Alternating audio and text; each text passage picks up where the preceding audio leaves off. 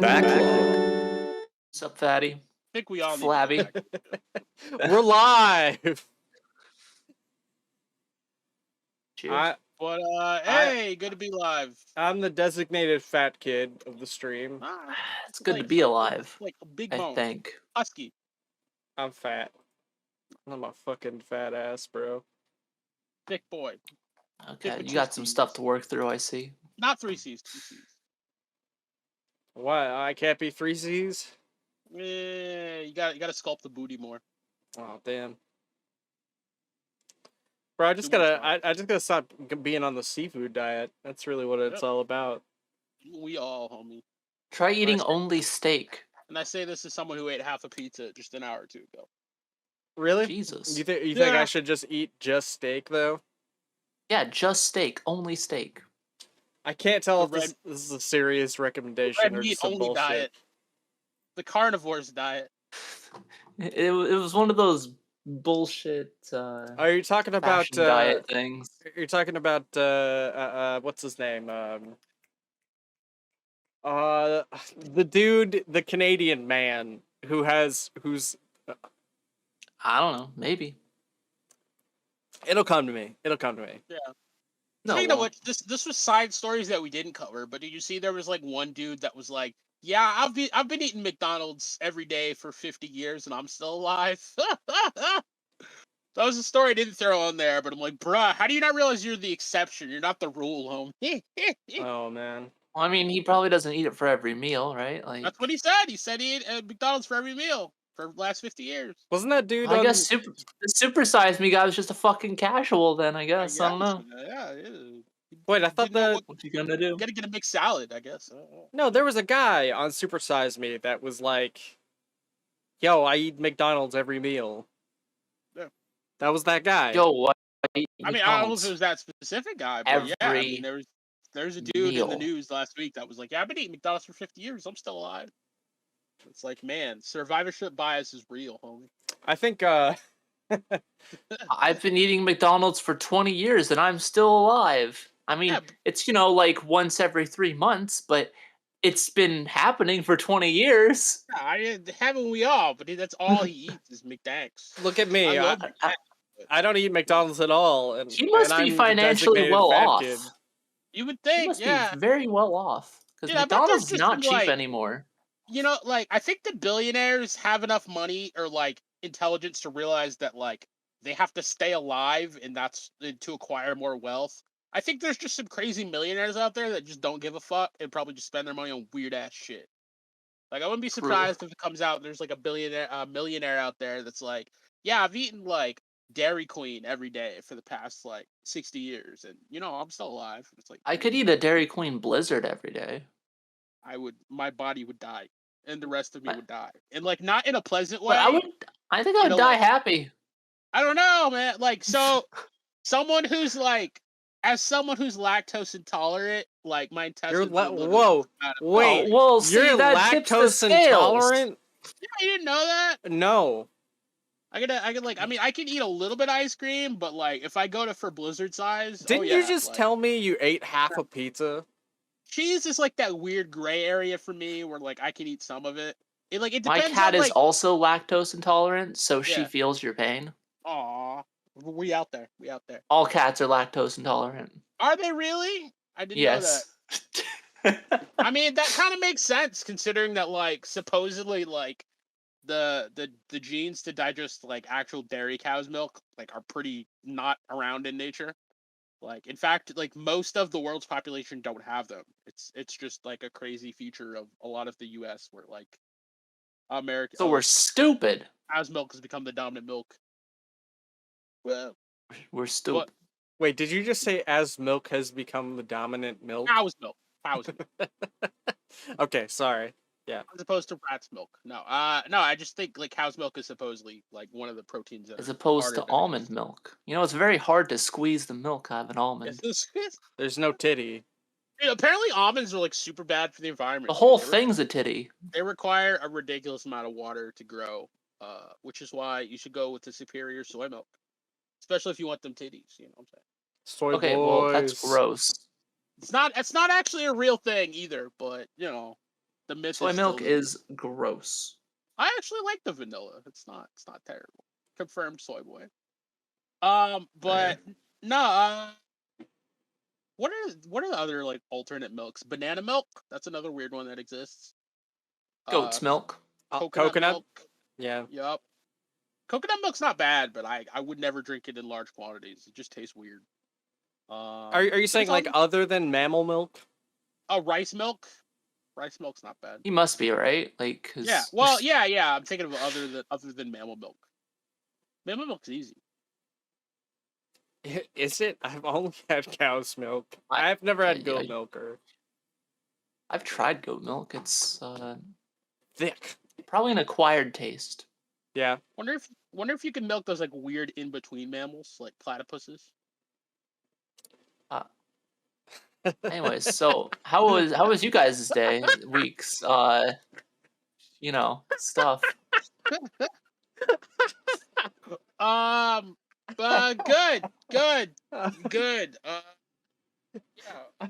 My day was good. It's warm. It's warm out here. I have the fan running.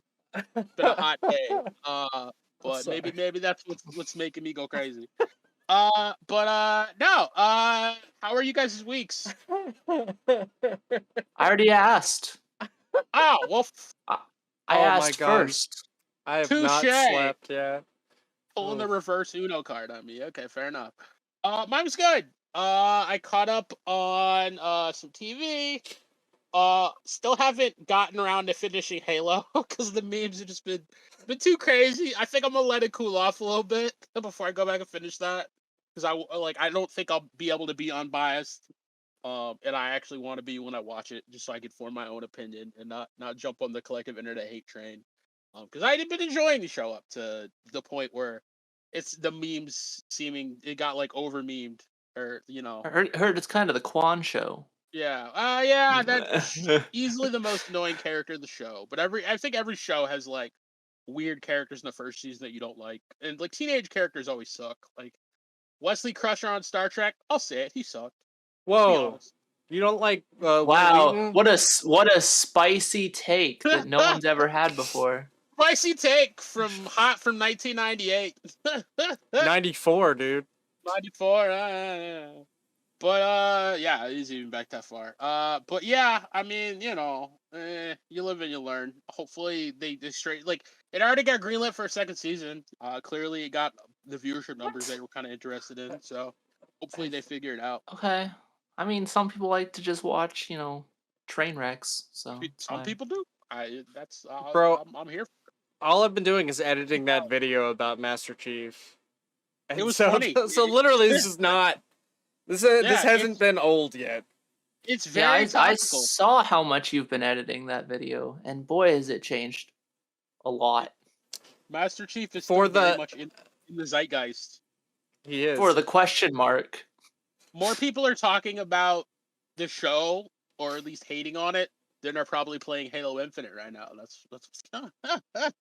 Wait. So does this mean that the video is bad, Quintessence? I didn't say that. I said question mark. He didn't say that. He said question mark. It leaves it open to the viewer to interpret. Exactly. He lets them form their own opinion. Fine. But listen, I like that first edit you made. That's my comment. You already have my notes. You don't need more notes. Apparently, I over edited it from what August was saying. That's what I said. Mm-hmm. But you again, there was a lot of editing, but you seem to like that old school, like crazy editing style. Yeah, I love it. That's which I also enjoy. So yeah, that's the YouTube I grew up whatever. on. The weird, like frenetic ADD edits. I just like I like making your hand motions make sounds, Quintessence. That's fair. I don't know. I'd make a lot of hand motions. But I also I thought I went like this, and then there was like a, and I was like, okay. Yeah. Do some karate chops. Give us some air food. I did actually like. I even like timed a couple of like images to go with like how your hands are moving. This is the B-roll we need. You gotta watch it going forward. Yeah. But yeah, no. TV was good this week. Caught up on Atlanta. Got to the season finale. Donald Glover is a god. That's all I'm gonna say. The man's a fucking genius. Like, people like to talk about like how like Jordan Peele was like the next revelation horror. Bruh. Donald Glover is the next revelation in just offsetting weird shit. Like, if him and like Peele teamed up to do a movie, it would be amazing. If he tried to do a movie on his own, it would be amazing. Honestly, I feel like they should have given the new Twilight Zone to him because it would have been amazing. Like, it's basically how he did the entire season of Atlanta, which was 9 episodes. It's like every other episode was like a weird anthology, like what if timeline episode.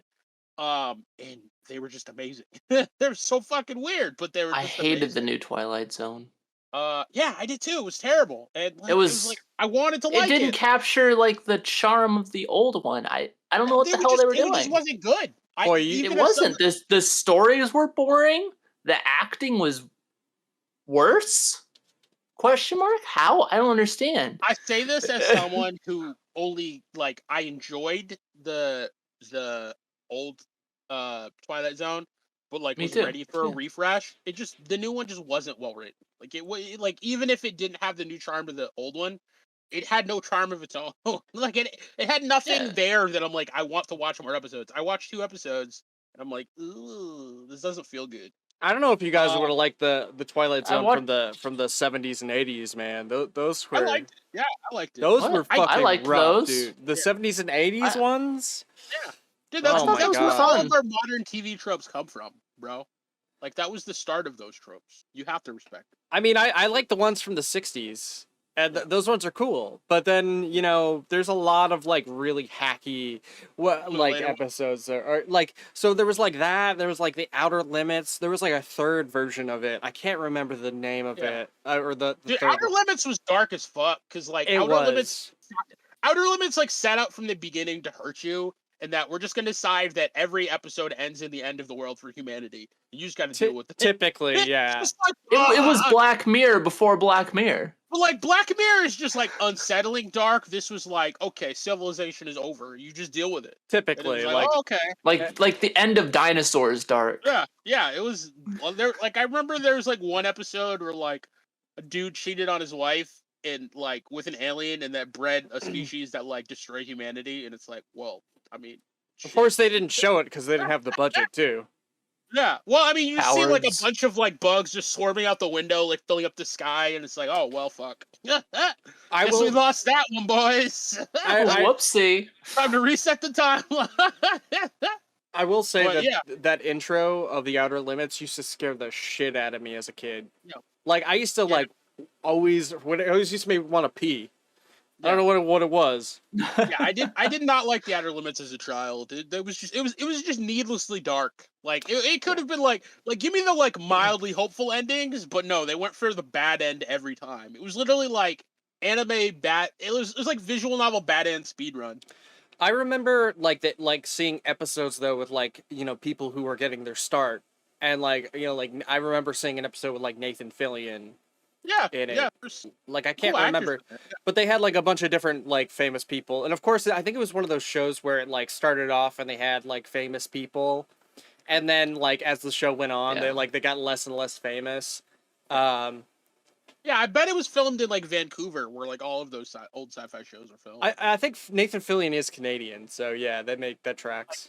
Well, I mean that's why like when you watch a lot of like old and even like more recent sci-fis, you see a lot of the same actors repeat. Is that like 90% of the sci-fi you know about was filmed in Vancouver? Like Stargate was filmed in Vancouver. Supernatural. A bunch of other Canada filmed in Vancouver. So that's why you tend to see a lot of those like same actors over and over again. Wasn't Twin Peaks also in Vancouver? Maybe. I didn't watch a lot of Twin Peaks. I mean I don't think any of those actors are Canadian, so. But yeah, I mean, Vancouver is like the mecca of like modern sci-fi, which is it's cool. But like at the same time, it's like you see a lot of the same people over and over again. But yeah, Outer Limits was dark. It was a little bit too dark and edgy for me, but it was still cool. But long story short, Donald Glover, awesome director, writer. The director he works with because I know like Donald Glover's like the showrunner and creator. I don't know if he individually writes every episode. I know he doesn't direct every episode. I think like the name's escaping me. It's like Hiro Murai. It's dude with a Japanese name. Directs every episode. Amazing director. Every episode feels great. Um, and they team together, just make an awesome show. But if you haven't already watched Atlanta, watch Atlanta because it's just the one show that like it starts off with a simple premise and just gets fucking weirder as it goes along, and it's great. And even episodes you would think would be normal just have weird vibes to them that are awesome. Hmm.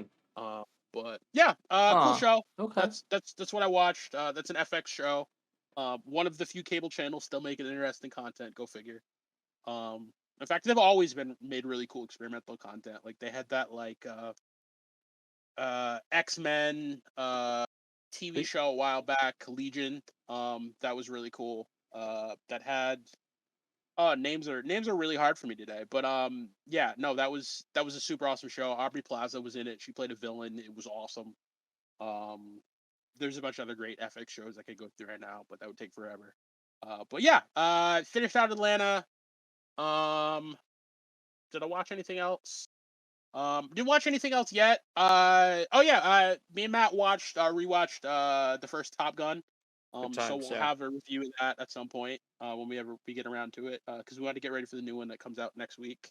But apparently, it's getting crazy reviews. I don't know how. It's been like 30 years. But apparently, Tom Cruise could still make great movies. So I'll have to see that when we see it. Miles Teller's in the new one, which I think Miles Teller was actually one of the brighter points of Fan Four Stick. And he's just a good actor in general. So yeah, I kind of am excited for that. Well, what's up after you, Tune? Yeah, man. We'll definitely have to work that out for sure. Yeah, he's asking if like all of us or just one of us or just I'm not in the chat right now, so I can't see the question. He said, "Would you be interested in coming on my show?" It's like, yeah, I mean, yeah, we can figure that out. Yeah, we'll figure that out later. Yeah, man, but we can definitely work out like having a guest spot. Figure something out. That'd be fun. What were you saying, August? Sorry, man. I was wrapping up my week. I just caught up on some TV and stuff. Didn't really play many games, so yeah. No. What did you guys do, Matt? Oh, okay. So I spent my week. I started walking again. Well, like for exercise. Good for you, dude. Wheeling around everywhere sucks. I started walking like after work, like going on half-hour walks. I missed like 2 days, so today I went on an hour walk just to get caught up, and yeah, it was it's been fun. I've been walking and like I put on like podcasts or I put on like I started watching Love, Death and Robots. It's a great show. Yeah, which is, speaking of the Outer Limits, it's sort of got a heavy vibe. Yeah. Outer Limits vibe. Have you seen it, Quintessence? I've only seen the first season. I know the second season came out or something like that. It's like the third one now, yeah. Or third one, whatever. I watched one episode of the third season. I was like, all right, I'm watching this show. This show seems pretty dope, and I was really enjoying it. I love the animation style. Looks really good, and I've been digging it, man.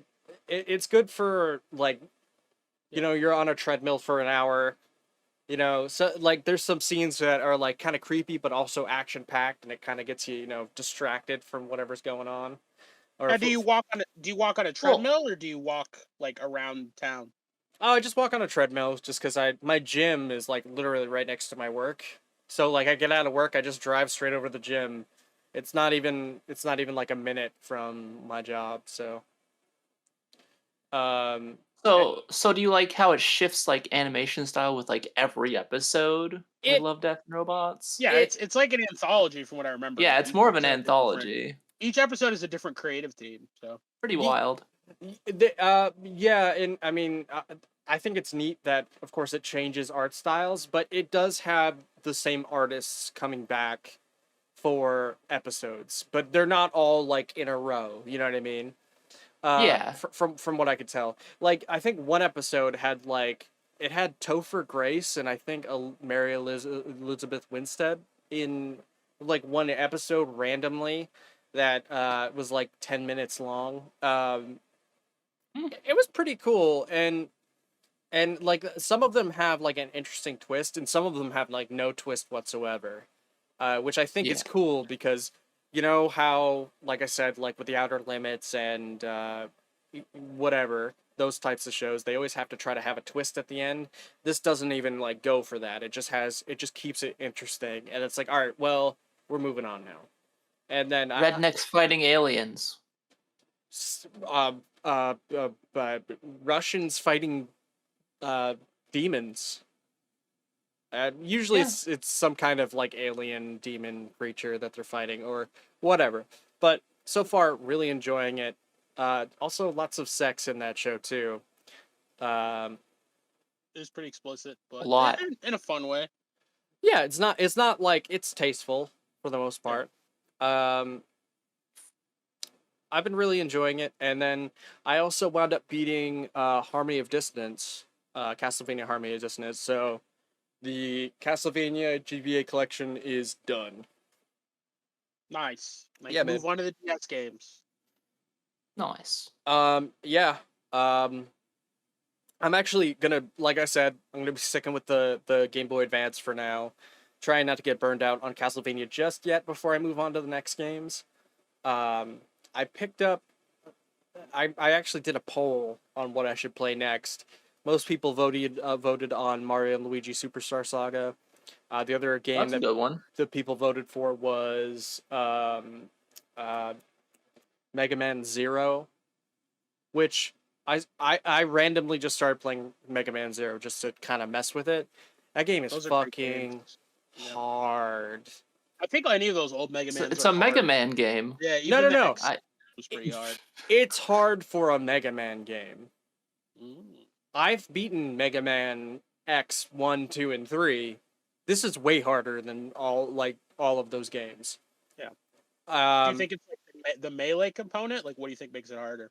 It's very okay. So the problem is it's unforgiving. You have about 3 tries, and you die really quickly. So the problem is that you can't farm, like credits. You have to. Well, you can supposedly, but it's not straightforward. It's just not. I don't know why. It's a very difficult game. Like the first boss, took me forever. I had to keep restarting, and basically, just the amount of times you have to restart is really what wears you out. It's not even just the difficulty; it's like having to get all the way back. There's no checkpoints. There's no checkpoints to get to the boss. So once you die, you got to start all over again back at the base, and then you got to make your way all the way. It's just, it has a lot of quality of life problems. Tedium. It's a lot of tedium, and I think that's what were we saying? Sorry. No, go ahead. Oh, for a lot of those games, though, I think what quality of life is definitely a way to see it, but I also see it as inherent game design because it's that's how they pad out the length for you. Like they make it brutal for it to be, yes, you have to speed run this entire level again because you die. I was just starting the one game I did play last week, or I just started the other day, was called Ganryu 2, which is based on the older Ganryu game. I've heard of it. Sega Mega Drive game. Someone basically bought the rights to it. Samurai Mega Man-ish style game anyway. But yeah, essentially it does have small checkpoints. It's not as brutal, but you only have 3-4 lives. You die, you restart, and even when you die, you start pretty far back. And what you're describing is even worse than that because no checkpoints is do the whole level again, get good. Yeah. But I think that's how I think some of that is also intentional. You can't just quickly ascribe it to quality of life. Whereas I think some of it's also this game is meant to be kind of brutal in that you have to get good at just kind of memorizing the patterns. Same way that a lot of light gun shooters used to be. So let me, and I can flip this on its head though, is problems that this game is very ambitious. So it gives you 3 credits when you start out, right? if you spend 2 of those credits on the first boss, you have 1 credit left. You move on to the next level, you only have that 1 credit now. They don't give you the other 2 credits. They don't give you those back. Why would they? Why would they? I mean, I don't know, but I'm just saying, like, in Mega Man games. Most games don't with continues. You just have to find new credits if they're available. Some of them are really hard to find, some of them are non-existent. But yeah, no, like, it sounds rough, but at the same time, like, you know, if it did give you checkpoints, like, I bet that would cut the, you know, time to beat down, like, in half, you know what I mean? In the collection, they actually put in checkpoints for the game. Yep. Well, I think that's true for all of them. Like, don't all of them Gotta babyfy it. Well, they put in checkpoints and save states. Yeah. So double baby. So the thing is that just how quickly you die, is really I think the biggest problem with the game is like you die quicker than you do in most every other Mega Man game. The first boss is pretty brutal. It feels way harder than the X games do already, like right off the bat. I don't know what it is. I love Mega Man. Other people I've watched some reviews on it, and they're like, oh yeah, this game's insanely difficult, and it doesn't fix a lot of the quality of life problems until 0-3. So, yeah, it was very frustrating. But I also will say this, that I found out that my Game Boy Advance that has the SD loader has save states built into it. So I just started doing that because I was like, why? I didn't use it at all during the Castlevania games. So I started using it for X. 0, like 0, 1. But yeah, played Mega Man 0, beat Quintessence HD just resubbed for 14 months. Damn it, Quintessence. UWU. What's up? Well, okay. Hey, Quintessence, thank you for the resub, dude. But yeah, Harmony of Distance is fun. It's a good game. I recommend people play it. All of those Castlevania games in the GBA are solid.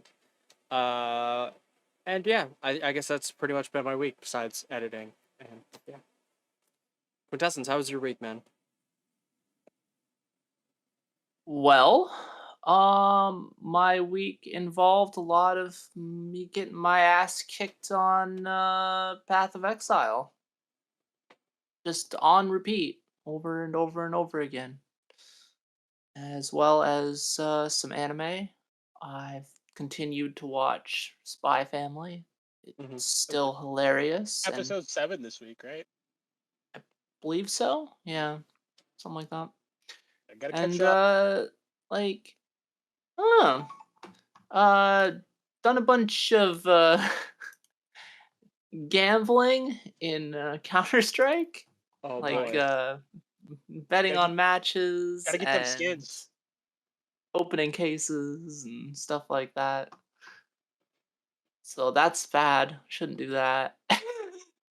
What would the kids think, Quintess? I don't know. They would think I lost all my money on Ethereum. Rip. Nah, you gotta say fuck them kids. Fuck them kids. I saw that clip. Other than that, I've been setting up for Common Rider Club, getting a bunch of different stuff downloaded for that. And I had to completely remake my stream because Streamlabs just exploded on me. I don't know. So that was fun.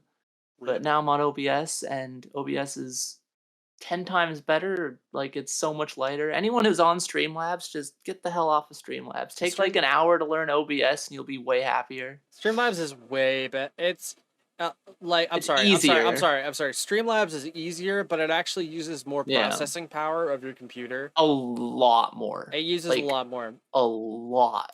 Yeah. I gained like 30 FPS in games that I was just chugging in before. Like, I could probably like stream Elden Ring and stuff now. Optimization. Also, fuck Streamlabs, because they have nothing to do with OBS, but they stole the OBS technology, and they refused to did. they refused to give OBS any credit for anything. Well, I mean, that they used to be called Streamlabs OBS, right? And then OBS is like, wait a second, guys. Hello? Yeah, they.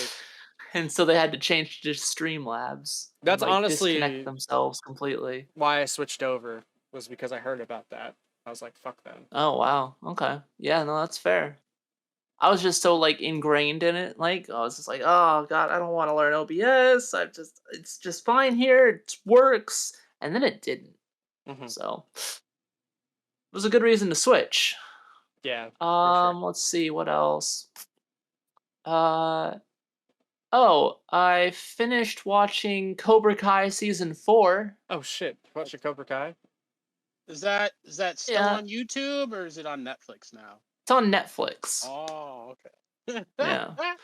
The show has- It's a stupid little fun show. It knows how ridiculous it is, you know. You don't have a YouTube Red account? I know, right? For real, YouTube Red, man. It's the greatest way to watch all your favorite shows without. I mean, I don't know how much longer I'm gonna have a Netflix account, honestly. Yeah, for real. Like taking some L's still. I bet the day Stranger Things season 4 finishes, so many people are gonna be like, "Yup, I'm out." Bye. I'm Season not 5, even tell me hyped what for you- Stranger Things. Like Yeah. I'm they pretty turned hyped. like a serious mission at a Russian base into Benny Hill, and I mean, it was dumb. that was like all 80s movies involving kids and Russians, though. Like the kids always won somehow, even though Yeah, but they're not they really both- they kids anymore. punching down the hall. They're kids. Well, now because of COVID. Thank you, COVID. But we'll No, that's- before. yeah, But that's you know, it's covered on fine. That's covered on the Yeah, doc. yeah. We'll get to it. Wolverines. course it is. Let's see. What else? No, I think that was it. It's been a very relaxing, most part, week. Nice. Yeah. Just chill. Sometimes those are the best weeks. Yeah. You know, other than frustrations from video games, but you know, Oh, always. what you gonna do? But No anytime point you in play playing easy games. Exactly. Video games are about the challenge. No, people don't play easy games. Who cares? All right. So, did you want to move on to the questions of the week? Yeah. So, Sure. let's see. Question of the week 1. Do you guys want to start? Do you guys want to do all 3, or do you just want to like skip around to? Let's just do all 3. Okay. So like, what movie shaped you as a person? This is a Quintessence original for the question. Oh damn. Well, it's been kind of butchered, but okay, fine. Oh, I thought that's how it was Fine. supposed to. Nothing, dude. Nothing, I swear to God, nothing but shade from Quintessence every single goddamn time. That's wrong. Bro, That's incorrect. Come on. What are we Objection. doing? What are we doing Cut me here? down. Objection. Slander. Hearsay. All right, so But yeah, okay. So let's start with Matt, I guess. Like, what movie shaped you as a person? this is why You weren't prepared? I was not prepared. You get one pass. Well, I get one pass. All right, fine. You I get one pass. I pass. Pass. Okay. All right, yeah, yo. Let me think about it. I'll come back. Come back Okay, to me. come back. Quintessence, what you got? Me? Okay. Well, okay. So it's kind of like an open question, right? Mhm. So I feel like I gained a huge like admiration and love for animation because of Who Framed Roger Rabbit. It's a classic. Bro, I feel like this is going deep right now. All right, go on. I hear the new Rescue Rangers is like gonna be that for this generation, but Dude, that's not what I've seen, but I can't wait to see Ugly Sonic. fair enough. But like it was just such like an amazing movie, like for real, like legitimately, like you know, it had you know, sexy lady, fine, sure, but like the technology and like the techniques that they used in that movie to combine the live action with the animation just stunned me. Like everyone always references the lamp bump, right? Where they bump the lamp and it looks seamless. Yeah. It, like I I It is was an amazing movie. 100%. flabbergasted. And It is an amazing even now, like you compare like Who Framed Roger Rabbit to like current movies that try to do the same thing. Who Framed Roger Rabbit's better. Like Yeah. it does it better. And that's always just amazed me. And it's really, really like hit home. Like, man, I just love like the animation medium and like how flexible and amazing it is. Yeah. And then you combine it with live action and you get something that's completely new. And Yeah, I no, really feel like that that movie has was helped 100%. shape me somewhat. Yeah. No, Like, that I movie just was love animation. So, like, how would you say, like, are you a big fan of like Space Jam or anything like that? Like, would you say like that? I'm not a huge fan of Space Jam, but I understand what they were trying to do, Yeah. but really it was just kind of like one long commercial for Michael Jordan. I think the first one's fun though. Like, it still has. I mean, it is Yeah. fun, right? Yeah. But it's still just like it hasn't aged well. Let's just put it that way. It Really? really has not aged I- exceedingly well. I I disagree. don't know. Yeah, I disagree. I rewatched it like a couple years ago, and I'm like, this is actually pretty good. Still, it's still got that like wholesome '90s fun. When you compare it to like the dark corporate cynicism of the new one, where it's I just like, mean, wow, the new one's a whole different beast. way to ruin everything we loved. I still don't know why we even needed it, but Oh, it's God. fine.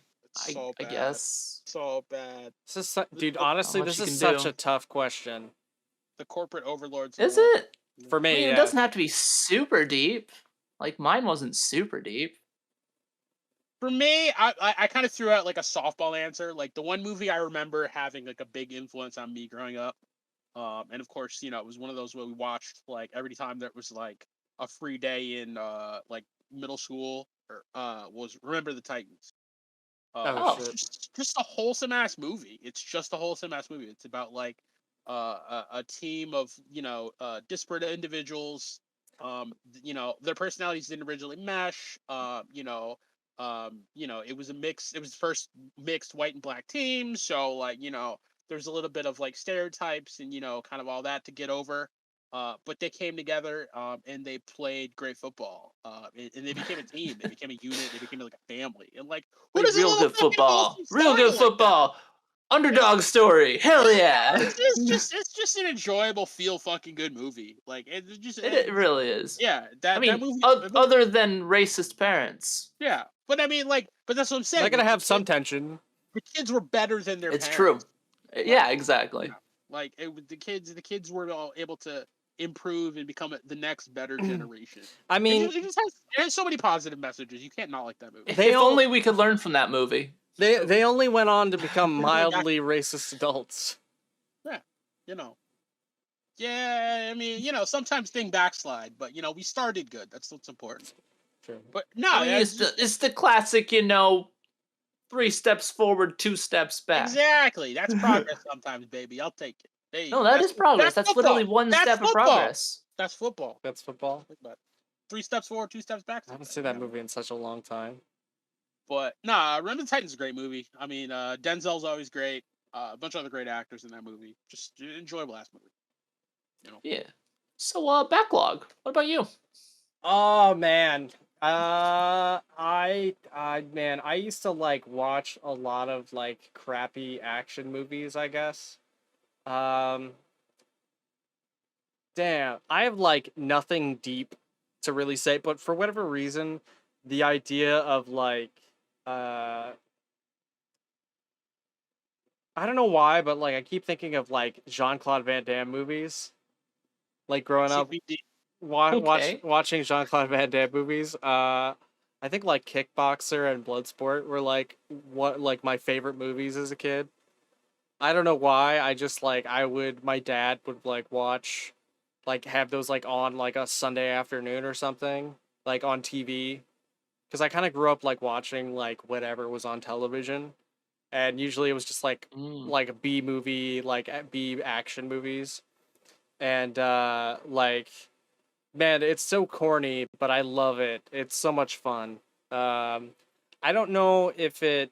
I think it shaped like what I think it shaped what I love about like action movies, because I don't like I love like just dumb bad acting and like just something you can have fun with, and you know uh you know, it's there's just something about like you ever watch those movies. You could watch those movies now, like you just have a drink, and you could watch Kickboxer, and it is a blast. Like it's so quotable, and it's so stupid, and it's so much fun. Uh, I could really recommend it to anybody, but at the same time, I could see why you might not like it too. But Would you say those kind of movies also gave you a love for like martial arts even at like a young age? yeah, I think just anything to do with martial arts as a kid was like I was like, yeah, I love this. This is cool. Dragon Ball Z, I'm all about it. Let's go. Like Power Rangers, hell yeah, let's Power move. Rangers, yep, that was up there. Yeah. I love corny movies. That I love low budget corny movies, and I think that's why I like just like when you watch Kamen Rider Club, when we were Kamen Rider Club, and like you just see like a really bad explosion, or like randomly someone gets hit by a lightning bolt, and it's just hilarious to me. Agito. Yeah, and you know that I love that stuff. Or you know when we were watching what is it, Top Gun, and that moment happens at near the climax of the movie, and I'm just like, yes, this is so stupid, and I love every second of it. I don't, you know the part I'm talking about. I don't want it because like we're gonna have the review, but I have no idea what you're talking about because like the entire back half of that movie is like action. But I it's still love it. well, it's like it's like literally the back half is like you're just looking at a cockpit and jump cuts for the First last half's like just like a buddy movie, and then the second half's just like, Yeah, oh, we but forgot the action. There's a dramatic shift. yeah, there's But there's it's some tunnel okay. It whiplash. feels good. Yeah. It's not bad. Like It is. So very It's a fun movie. It is. It's a very weird template for the movie in that it's just like a fun buddy hangout movie, and then all of a sudden drama, and it's like Yeah. okay, you just gotta roll with it. Drama and action good. everywhere. Exactly. Everywhere. Explosions. there is More some, explosions. There is Very some good. moments too where it's like it's really stupid and having fun, and then all of a sudden it's just like it also has like some strong hit you in the feels moments. But I mean, there's like one in particular, but like I don't know. Some of the scenes with Goose and his family, you're just like, Oh, oh you're man, like, oh, this is a bad time. Yeah. But yeah, I would say like most of what I grew up was like 80s action movies. I would say, like Predator. Nice. Another movie that's like that is Predator, where it's like the first part of it and the last part of it are so different that it's weird. Like it's an action movie like straight through, but like it's like if you haven't seen it in a while, you'll forget what the ending half is like. Like the first half is so quotable, and then there's like literally I want to say like a half an hour of just like prep time getting ready to fight the Predator near the end, which is like montage. yeah, it's Like it's not even collecting the sticks and Yeah. setting up the shit. Yeah. for sure. I wish it was a montage. Could have shaved some time off that movie. It definitely used the ending part as a lot of padding, but it's Yeah. still very good. padded.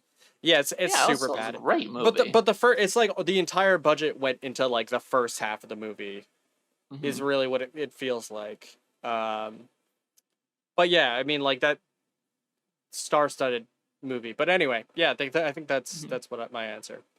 Speaking of Predator, we should do a retro review of Conan because I think it's like the 40th anniversary of Conan. the Barbarian, and I want something ridiculous. So Yep. that's my Conan's for the fun. next retro review is we do Conan the Barbarian. Conan, what is best in life? Anyway. Oh, I actually have a second answer. This one's kind of more of a meme answer, though. Oh shit. So, when I was young, I would just channel surf. Like, constant channel surfing. And I came upon this little movie called Child's Play. Oh, damn. I guess. And of course, I didn't know what this Perfect was, formative right? movie for a child. Right, and so I'm just watching it. I'm like, oh, okay, well, that's weird. Oh, she bought a doll for her kid. That's cool. And then like the doll's like talking to the kid. And I'm like, okay, weird. And then like the mom like shakes the box and the batteries come out, and I was just like, oh, okay, I'm kind of feeling done here. And I just like kept like fear watching as a child, and I'm like, Mhm. okay, where's this going? Oh, okay. Oh, okay. And feel it like kind of Yeah. shaped me in a different way, an irrational fear of dolls. Yeah. I I think can that's see it. normal. Dude, I feel like that's the problem with 80s movies in general, is that so many of them ride a line up until one point where like this could easily be a children's movie. Yeah, I would And all of agree. a sudden, Yeah, like, Right? horrifying happens. it's like the oh, fuck. Goonies. Yeah, It's just a child talking to a doll. Yeah. And then it's a ghost in a doll's body killing people. Like, what the Yeah. hell? There's so many movies that start ambiguous where you're not sure, like, based on the premise, like, if this is for kids or adults, and then you have to wait till Yeah. one terrifying scene. You're like, oh god, no, turn it off. you know, I feel like Ghostbusters rides that line too, like the original Ghostbusters, like where it's like Yeah. it could Does be a it? horror movie. Yeah, it has moments where like it could delve straight into horror if it really If it wanted wanted to. to, there's a lot of moments where the first Ghostbusters could have been a horror movie. Same with the second one. Yeah, They chose no, to I- not do that. I guess Like like the with ending, kind of like too? the opening scene where like there's the librarian type ghost or whatever. Yeah. Yeah, and just like, There are a it's lot like of times it's when- guys does kind of like a jump scare thing for you. Yeah. There are a lot of 'Cause they're times when I just think chilling. Ghostbusters intentionally chose to be a comedy rather than like a horror movie. I think that's just how Like, it it worked out balanced for it. itself out. Yeah. Yeah. Yeah, it was a good balance. So it struck a really good balance. Still one of my favorite. Ghost blowjobs. Yeah. Wait, Hey, what? hey, Bustin' that a- makes me feel good. It's just the truth. But Bust. I mean, Oh no. for real though, like I think horror Bustin' comedy is- Ghoster. Yeah, I think horror comedy is an underappreciated genre, and I wish there were more of them. Like, Golden Cabin in the Child. Woods. Yeah, Happy Death Cabin Day. in the Woods. Happy Death Day was great. I Cabin never in the saw Woods is Happy Death great. Day. Yeah, Well- that's what I'm saying. There needs to be more. Golden When Child. I think of horror comedy, I think of Cabin in the Woods. Vampire in every Brooklyn? time. Yep. Mm-hmm. Yeah, Vampire Brooklyn works. Yeah, I can see it. Yeah, Vampire But in like, there Brooklyn, should be more of those movies. They're great. There should be. Well, they're great when they're done well, right? True. It's true. You can ruin them, but when they're done well, it's such an enjoyable mix. Yeah, for sure, man. I love. Like, I didn't like horror as a kid, but I really enjoy it now. Especially if you're, with a girl. It's the best. Saying date, Oh, going on it? dates I- and watching is it? horror movies. I have still never made it all the way through Midsummer. One day. Ooh, I actually like. That's just kind of a gross movie, though. Did you try to watch watched it on Midsummer a with a date. girl? Didn't have to watch it long. It was. I'm Did not you mad try at to that. watch Midsummer with a girl? Wait, what? So you went Uh, on a date and you tried to watch Midsummer? Yeah, I mean, we didn't make it far, but I Oh. mean, Like in a good way or in a bad way? I wasn't mad about it in a good way. Okay. In a Hey. I wasn't watching the movie. I'll put it that way. But yes, Midsummer is. I still want to watch it. Ari Aster's a great director. I liked Hereditary. A lot of other people didn't, but it was pretty critically acclaimed. And Midsummer is depressing. That first scene is like, oof, that hits you in the feels. Yeah. But All right. yeah. What's the next question, my man?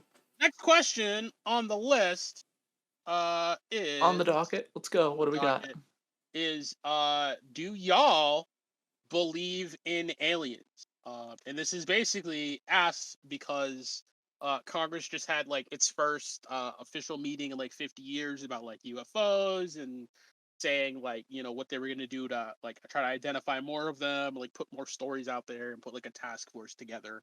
But yeah, what do you guys believe? Do you believe in UFOs? What do you think they are? Is the truth out I'll there? open. Sure, why not? No. Okay. Go Okay, ahead. so I firmly believe that we literally cannot be the only intelligent life, right? I mean, the- do we the count as universe is- intelligent? Yeah, of course. I don't know. Most of us. Most of it. I mean, there's also people that play League of Legends, right? Yeah. But so like we literally cannot be the only intelligent life in the universe. It's too vast, right? There has to be something else. So I 100% agree with that. at a core level, I believe in UFOs. There is like someone probably watching us, right now. Why not, right? Dude, I wonder if we're like reality television to like other species. Like they watch us and they're like, man, that human race show popping off. They, in the, like, they just watch me. 2022 They're like, oh no, why did he do that? Oh fuck, seriously? I mean, the greatest comedy. I'm telling you, like the whole like COVID. It's a dramedy. Now the monkeypox. I mean, I'm telling you, man, the season's getting crazy. I mean, this season's been pretty spicy ever since the freaking 2020. Ever since Harambe, bro, we could go back even farther. Ever since they killed that gorilla, it's been. I mean, 2016. I feel like the gorilla kill was pretty justified. Yeah, well, but, I mean, they did what they had to do, but at the same time, I mean, they could have tranked it, but that carries the risk of the trank's not working.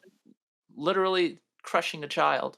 But I mean, maybe he would have fallen in love with the child in like the way that like he would have been like, I will take this child to be my own. Like Tarzan? Yeah. No. Then we would have had like a human kid that was amazing at skateboarding. He would have been the next Tony Hawk. You don't know. The MVP. But most dude, now I valuable want to play primate. like, the Tarzan levels of Kingdom Hearts again. It's anyway. Those were fun. Yeah. But no, Matt, what do you think about UFOs? About fucking aliens? Yeah. Ancient aliens. I'm kind of indifferent about it. I don't personally care. No. I mean, you haven't been anal probed yet, so it doesn't affect you. That you know of. It's true. So well, then shouldn't you believe? I didn't say that I have been. Anyway, he doesn't remember. I don't. Didn't say that he hasn't though. It's true. What do I think? I would really like to see something that isn't filmed on a potato. And I would like to see something impossible that I could actually like believe, or I mean, I guess that like I could make myself believe it if I want to. You know what I mean? I feel like anybody could go out there and kind of find the evidence to But at the same time, there's always going to be the thought in the back of my head, but like, is it really real, or am I I do think that aliens exist because like Quintessence says, it's like mathematically impossible that they kind of don't exist because we exist. And, then, I do think that there is, life, and there's even life on Mars. Obviously it's not an advanced, like a human anthropomorphic, is that the wrong word? Yeah, like humanoid. Anthropomorphic. Well, I mean, humanoid, we don't know if it's humanoid. I do think that aliens exist. I just don't know if they've visited us or if there are, because a UFO is just an unidentified object. They're not even called UFOs anymore, right? They're called something else. UAPs, which I think is like unidentified aerial phenomena. Right, exactly. So I don't think that, I mean, that may not necessarily be, like alien. I mean, obviously it is like.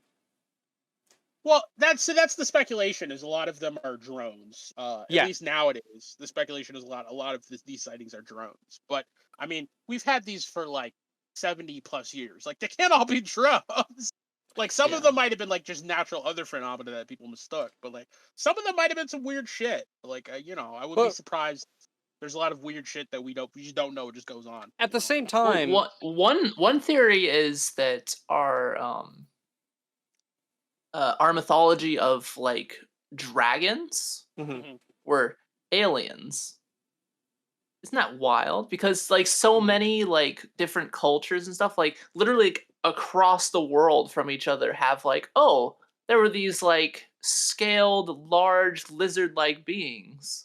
Yeah, but Right? like with that same like logic, you could be like, well, God exists because every religion has some guy with the, I mean, a beard. maybe he And, was. Yeah, but you know. that's- Maybe God was the super alien. You don't know. Who knows, dude? So But I always thought that's a little bit interesting. Like that literally so many different civilizations and like mythologies have some kind of dragon in them. Rising Dragon. Yeah. So the Anyway, ones that don't have wings but aren't dragons, like wyverns, or the wyverns that do have wings. I think they don't have arms. Or they Wyverns have don't like have yeah. They don't have like they have like 4 really short legs. arms. They only have the 2 legs. They have like the Or they just don't have legs at all. They're more like snaky with wings. Yeah. I mean, I don't know. I think, yeah. What were you saying, Matt? You were finishing. Oh no! I feel sort of like I could easily believe it, but I really want more. I want to see something that I can't not believe. But like, what level of not believe would like? Because I mean, like at this point, even if you got like 4K video, someone would be like, "Oh, someone faked it." It's a No. deepfake." I'm not saying that I even read the comments. Because I don't. Yeah. I don't look into it. I just try to like the part of me that's skeptical is always gonna be like, well, I don't know. But if I see like an alien like walking down my street, I'd be like, you know what's real? Yeah, like Aliens, yeah. bro. Aliens are fucking real. And then I'll be a true believer. I'll tell you that right now. I just want to see I just want to see an alien. I want to see like fucking like ET, whatever. Oh no! If you walk down the street with a thing of Reese's Pieces to be like, "Here, I bought these at the shop just for you," do you believe? I would probably light them up, but I mean, I don't know. Well, yeah, he just brought some Reese's Pieces for you, homie. Like, what are you doing? I don't know, dude. I would just shoot first, ask questions later. I'm just saying. You'd be like, you shoot first, ask questions later, and you'd be like, I was allergic to peanut butter. But he tried I was sitting at the peanut butter free table and he came after me. He tried to kill me. You saw him. Everyone saw him. But no, so like you're saying that like unless you see it with your own eyes, like they'd have to walk down the street like Mm. style, before you believed it. It's just like a tentacle monstrosity going down the street. I mean, is this racist to go to the other side of the street and not interact with the tentacle monster? Yeah, this seems pretty fake. I don't know, man. I might poop my pants, but I mean, Where did you get those tentacles? The costume store, Right? What's that famous costume store called? The hentai mart. Spirit Halloween. Spirit of Halloween. I'm Spirit just saying, Halloween. man. I wanna see something with my own eyes where I'm like, yo, I believe that. Where I'm like, I don't want to see a video of it. That's like I said, like obviously there's stuff where like people are they're like the government's not necessarily denying that aliens exist either, which is like sort of They kind of removed aliens from the conversation. They basically said we don't know necessarily what all these things are. Yeah, I think the fact that people are hiding it, I don't think they're hiding it necessarily. I mean, they might. I don't know, but they're not hiding anything that's verifiable. Right, exactly. I think that's why people think that they're hiding it is because they can't verify it. So it's I think hiding would be the smart play. Like what? Because imagine like the mass panic that would possibly ensue. A lot of people, I think, like I think a good portion. I think a lot. 4-hour news cycle, baby. I think True. like a good portion of people believe in aliens anyway, so it's not like you're gonna get mass hysteria. Like, hey, I'm personally more worried about like global warming than I am about aliens, dude. Like, I'll be real with you. Anyway, yeah. So like, did Keep on trucking? Yeah, you could have a Day the Earth Stood Still situation where Keanu comes to stop global warming. That's like 2 birds with 1 stone. That would be pretty cool. Aliens just show up. Yo, I noticed your planet's fucked. Can you help? Yeah, I mean, if they were cool about it, Yeah. But yeah, no, yeah. I mean, I'm on the same boat as all of you. I mean, mathematically, I can't see how we're the only life in the universe. That would be stupid to me. That would be, I don't like, that wouldn't make sense. So yeah, I mean, there's probably life out there somewhere. What it is and what it means, I have no idea. I mean, it's kind of a we're I feel like we're unfortunately we have that same kind of like, you know, big fish in a small pond effect where like, we don't know what's out there. So that can be good and that can be bad. Yeah. Because I mean, what's they out could there just could be just good. roll up and like vaporize us. No, You what's know? out there could be not great. So I don't know. Like, I mean, I hope the universe is a cool place, but maybe it isn't. There's a great set of books by a Chinese author, I think Lu Qing's called the Dark Forest trilogy that talks about it, where it's just like, nope, standard operating procedure in the universe is if you see someone else, you blow them up because you don't want to compete for resources. So it's like, oh well, that kind of sucks. And we do like our Um, resources.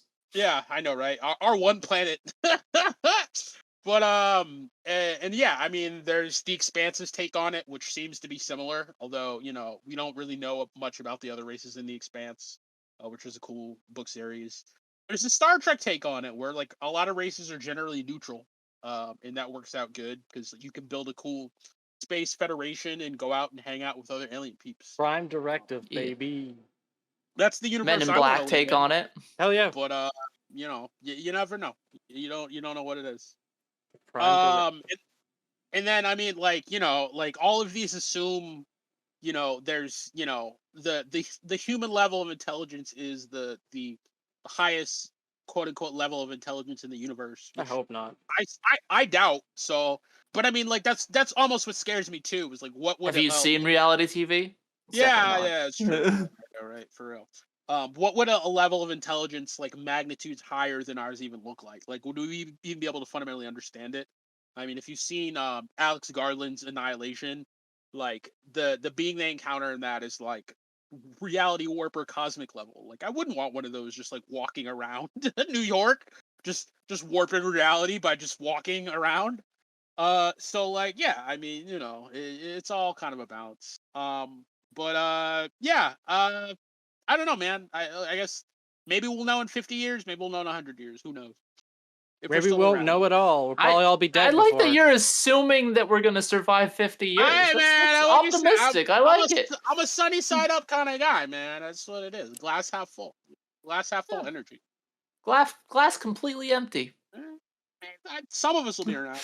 Not me, dude. Not at the rate I'm going. True story. But some of us will be. We'll see. But yeah, so the truth may be out there, is I guess what we're going with. And damn, the X-Files was sure. a good show, and I wish that a reboot actually took off, but sadly wasn't meant to Wait, happen. did it get canceled? Yeah, of course. Like they did that final like redo season or like final season, and like none of the original people wanted to stay on. And I think they tried to do like a quasi reboot with new people mid season, but everyone immediately hated that. Oh, plus the dude who writes the main story in X-Files can't write a good main story. That was always the problem with X-Files. Like the Monsters of the Week episodes are way better than the actual like overarching story. Yeah. So I would That's love true. a modern X-Files, but it wasn't meant to be. I want to throw this out there real quick. You know, when I was a kid, I used to remember like my dad watching a bunch of horror movies, and then I realized as when I got older and I started watching reruns of the X-Files that it was just all X-Files episodes that I was watching. like like I remember like watching like the first season of the X-Files. Like I rewatched a good chunk of it, and It holds up, right? well, it holds up, but also like all of the horror movies I thought I was watching was really just like X-Files like episodes. And Yeah, they're like micro B Accurate. movies. I think one episode. I honestly think that they're like I used to have like a fear of aliens, and that's why, was because of that show. But yeah. Anyway, what's the next question, man? Yeah, We should be schmoving. some of the best serial television in the 90s. But yeah, so moving along. The third and final question is kind of getting into the current event topics. Do you believe that Multiversus will be a smash killer? the alpha of Multiversus started this week. I've heard good things. I've heard bad things. I've heard middle things. But it does look fun. Looks like something I want to try. Yeah, I mean, we'll kind of start from there and kind of meme on whatever topics we have, I guess. But yeah, what do you guys think about Multiversus from what you've seen, if you've seen anything? I don't think it's going to be a smash killer. I think people are hyping it up. I think it's going to be a lot like I think it's going to be a better version of like the Nickelodeon like Smash All-Star game. But I mean, I don't think it's going to I think that's a tall order for I think you can kill Smash at this point. Smash is too big. It's got too much of a legacy to be touched even right now. I mean, Absolutely. Don't get me wrong, I think Batman's great and all, but the only killing Smash would be able to do is to itself, and that's not gonna be anytime soon. Yeah, no, considering there are people still playing Melee. Yeah, I don't even think Masahiro Sakurai is going to be back for the next Smash. I really don't. But I don't know if this will be able to top it. I would honestly have to put my hands on it before I say anything. But I really don't think that it's going to even be able to touch Smash in the long run. I mean, I think the free-to-play makes it interesting, right? Like, Yeah. The fact that everyone's going to be able to play it, I think it's going to get a lot of people in the door on it. But if the gameplay is not as fun or as clean as Smash, then yeah, I mean, they're going to lose a lot of people. Yeah. Like, here mechanically, it's going to be different. Like, there's no block button, apparently. There's no block button? Nope, there's no block button. Apparently, there's not a whole lot of hit stop. I think it's kind of built for around that 2v2, so people were saying that like people's character like move sets fall a little small, because it's more about like the two character combo attacks versus like the like individual 1v1 play, which I know is kind of the bread and butter of most competitive Smash. Wombo combo. But yeah, I mean, I don't know. What do you think about it, Quintessence?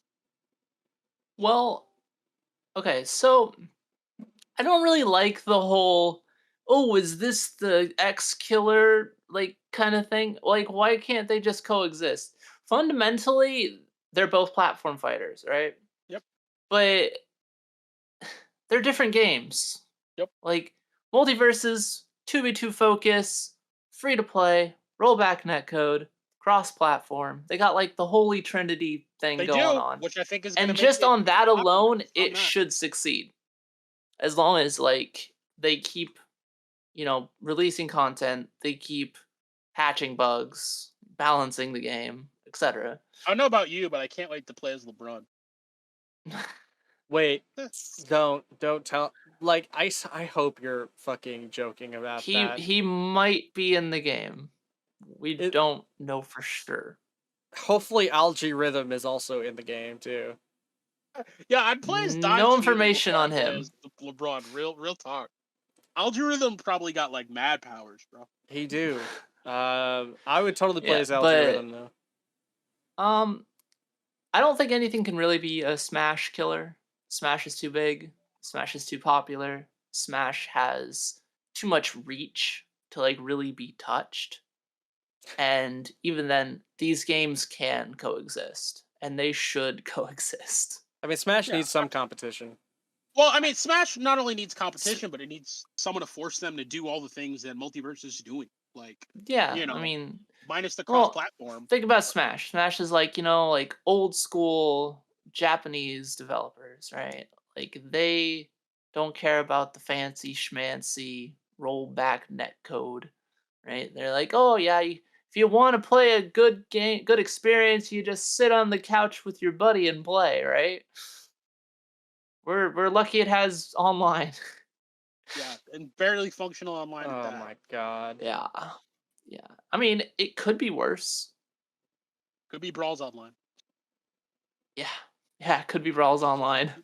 Rip. But yeah, so I mean, I don't know. I'm excited for it. I think game looks fun. Yeah, game does look fun. It does look fun, yeah. Free-to-play fighting game, cross-platform. You can play with any of your homies, no matter what console they're on. Rollback. I think it's going to be a really good time. I think a lot of people are going to play it just because they're going to sit down with their friends on the weekend. It's like, hey, You want to play this Smash-like game? Because not everyone owns a Switch. I want to see the monetization. I do too. I wonder what it's going to be. Is it going to be skins? Is it going to be character packs?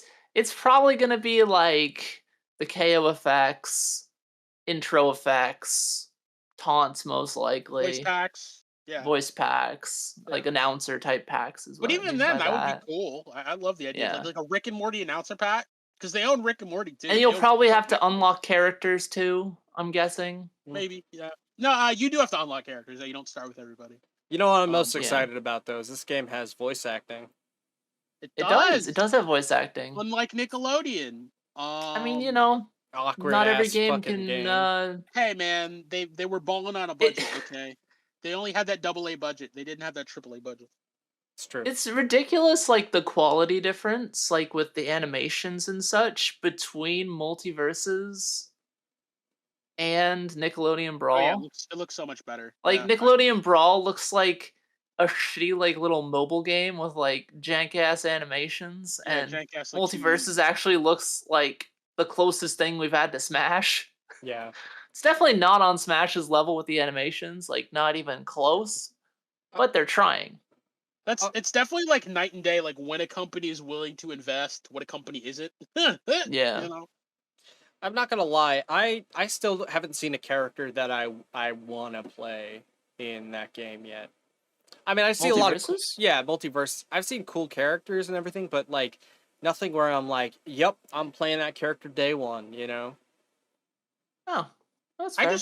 I just wonder how close Arya is to like the Marth archetype. Like, was she put in the game specifically to be like a Marth clone, or like does she actually Probably. have like a different kind of move? I mean, even then, that's not a bad thing though. Like that's Marth is a cool moveset. Yeah, Martha's cool. But yeah, every Smash type character, you know, needs that Marth type character. for real. But I don't know. I'll probably play as Batman. Shaggy looks fun. Earth that Ultra Instinct Shaggy is real now. It is sort of like Yeah. it's kind of like a mix between the Mystery Incorporated Scooby Doo episode and Ultra Instinct Shaggy. Yeah. He definitely has like a Super Saiyan charge mode where like Yeah, he can does. charge up and do like a Ultra Instinct attack, which is pretty cool. But yeah, It's weird. it I is mean, weird. it's fun. It's fun that they leaned into the memes, and apparently, like Shaggy is the like the absolute balance level that they want to have for the game. Like, if you Interesting. want a balanced character, Yeah. it's Shaggy. Apparently, like Okay. he's gonna be like the core power level. He's for gonna be like game. the Ryu of the game. Mario. Not really, no, because Ryu's always been under or overtuned in like the grand scheme of Street Fighter. I thought in 4 he was pretty middle of the pack. Like 5, yeah, like 5 they never really figured out what he needed to have for his kit. Well, what he means in is Championship Edition, they definitely figured out Ryu. Well, they just added a shit ton of moves till he was overtuned. But yeah, exactly. If you want to call that figuring it out? I don't know if that's figuring it out. I think what he means is playstyle. Ryu, the basically the entire idea of Street Fighter is built around the way the Shoto plays. Yeah, it's built around the Shoto. It's really what it well, means. I'm talking balance, like power scales. Okay. They say Shaggy is like the balanced character. Like all character strength is based off of Shaggy. Oh, you're stronger than Shaggy? You're most likely overtuned. Oh, you're weaker than Shaggy? You're undertuned. Gotcha. That's the kind of thing they said they were going with. Interesting. I wonder how they determine Which is a weird metric, but it's whatever. Do they have like the AIs fight each Yeah, other? this character's about 1.25 Shaggies, so we're gonna have to pull it down a bit. On the absolute Shaggy metric. Yeah. ASM. But yeah, I mean, I'm interested in it. I'll definitely play it when it comes out. Yep. Like, I mean, there's no reason not to. It's free. Yeah, free, exactly. Free On everything, free, rollback. They got me. They got me right by the balls. Yeah. Exactly. I mean, it's got everything I want in a fighting game, at least to try it out. Yeah, for sure. But yeah, so hilariously enough, did you guys hear about Velma's ult? That was the other thing that people were memeing about lately. About I have not actually. So Velma has the ultimate Karen mode ult. where basically her power is that if she gets enough evidence, which a lot of characters in this game have like stacking effects, like Taz Tasmanian has like a pepper effect, or like he stacks it and turn into a chicken. Her stacking effect is if she gets enough evidence on you, she calls the cops. And then like a police car comes on stage and like grabs you and like tries to drag you off stage. That's pretty great, So actually. yeah, it is the ultimate Karen power that Velma has. And not only that, but like I don't think she has any like physical punch attacks. Like she just like says word bubbles of sass, like the literal word sass, and they fly at you and hit you. So OP. so she's embodying the sassy white lady memes. And I'm here for it. I might definitely play as Velma. That sounds very entertaining. So Hmm. That looked pretty yes, cool. Velma can call the cops on you, confirmed. But yeah, so uh there's that. Last but not least, they announced that they're doing a 100K prize pool for Evo. This to me blows me away, because It's a again, good the start. game's not even gonna be out yet. And there's already giving me a 100K prize pool, which is a bigger pool than most games that have been out for 4 or 5 years. Yeah, I Or mean, it seems longer. like they're actually trying, right? Like Yeah, they it does. want this game to be a success. Yeah, which is besides maybe like NetherRealm, kind of night and day from how most other companies treat their games. And Street Fighter, of course, but they have their own kind of championship series. But yeah, I mean that's a huge prize pool for a game that's not even going to be out by the time Evo happens. Um, the coolest thing about this is it's going to be a top 32 payout, where most fighting game tournaments are top 8. Top Now, of 30. course, this is going to be like a team-based tournament, so of course the money's going to be split up even more because I think it's going to be 2v2. But Yeah. yeah, I mean, There's essentially gonna be they're like paying no out. money in this, actually. Yeah, I know, right? But still, I mean, it's kind of cool. You know what I mean? Like, if you Everybody show up gets and a play, dollar. if you show up and play and make top 16, you're still getting money. Versus in a lot of old tournaments, like you knew that if you weren't Gonna making like grab an top energy 10, you drink. I'll be weren't right making back. anything. So, or if you weren't making top 8, you weren't making anything. So, like, I'd like Yeah. to see more tournaments actually broaden their payouts. Just because, again, you know what I mean. What's the motivation for players to like fly out to tournaments? Or even like drive out if they don't live that far, if they can't even at least break even on like bus fare, you know what I mean? Some Like, old school Smash road trip shit. yeah, I mean, like if we want fighting games ever to like get out of poverty status, then like I think like higher payouts and wider payouts would definitely be a better thing to have. I mean, But we have a yeah, lot of changes we need to make to bring fighting games forward, but mainstream, 100%. whatever. But I mean, hopefully we get there. Fighting games is a great thing, as James Yeah. Chen once said. I just wish they weren't the most expensive games. For content, absolutely. I mean, unless you like battling the computer on repeat. Yeah, story wise, you're Cheers. getting almost nothing. But it is what it Cheers. is. Uh, Cheers. salute. Um, but yeah, I mean, I don't know. I'll definitely watch this tournament when Evo happens. I'd be interested to see what high level play, even though the game won't be out, so it'll really be like mid level play looks like. Yeah. Around I think August or whatever Evo is. But yeah. So that is rounding out the questions for this week. And now we can move on to the current events. Woo! And yeah, just right at roughly an hour. So that's hour plus. That was kind of on my expectation. But yeah, I mean, essentially, big thing for current events this week. The biggest news was TV news. Uh, Literally like TV coming like next week or within the next like month and a half. Kenobi, literally next week. Like 5 days on the 27th. Stranger Things season 4 part 1, also on the 27th. That's going to be part 1 because I think it's going to be episode 1 out of 7. Basically, I think what they're doing with part 2 of season 4 is that's going to come out in July. And it's only going to be 2 episodes, but each of those episodes are going to be 2 hours long. So, holy shit, that's a lot of Stranger Things. Yep. That's like some fucking mini movie status, right there. Well, yeah, but the last season was short. Yeah, I mean, compared to this, yeah, it would be. And of course they've had a little extra time to film because of COVID. Like it's been what, like I think 3-4 years since the last season Yeah. came out. Kids are gonna be in college. Yeah, basically at this age, kids are gonna be on like their first kid by the time we're fucking out of this. You could be like, "Holy smokes, guys, we gotta do this! Holy smokes, guys, we gotta do this!" Yeah, it's what it's gonna feel like. But yeah, I mean, essentially, I think that's almost where it starts. Like the kids are now gonna be in high school, right at the start of this. Yeah, we're just kind of move from there. I'm pretty excited for it. As I said, I don't know if they'll be able to recapture the magic, because it's been a little bit. I really like season 3. Oddly enough, season 3 was my favorite season. But I I'm like season 3. I'm the type that really likes kind of like over the top surreal action, and that's where season 3 was really hitting for me. It was very 80s in that way, where shit was just kind of over the top bonkers. But that's kind of what I'm here for. And I don't know if season 4 is going to have the same vibe. That's one thing you can definitely say about Stranger Things. Each season kind of changes its vibe. But For better or worse. For better or worse, absolutely. But I like season 3 the most. So I mean, for me, it was for the better. Mine's still season 1 for sure.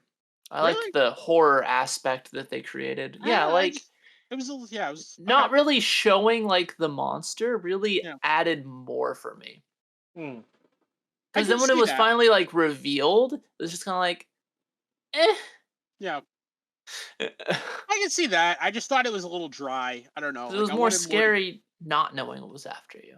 I always agree that that's good writing. Is don't show too much of the monster if you want to make it scary. Yeah, exactly. Things are scarier by implication than they are by actually seeing them a lot of times.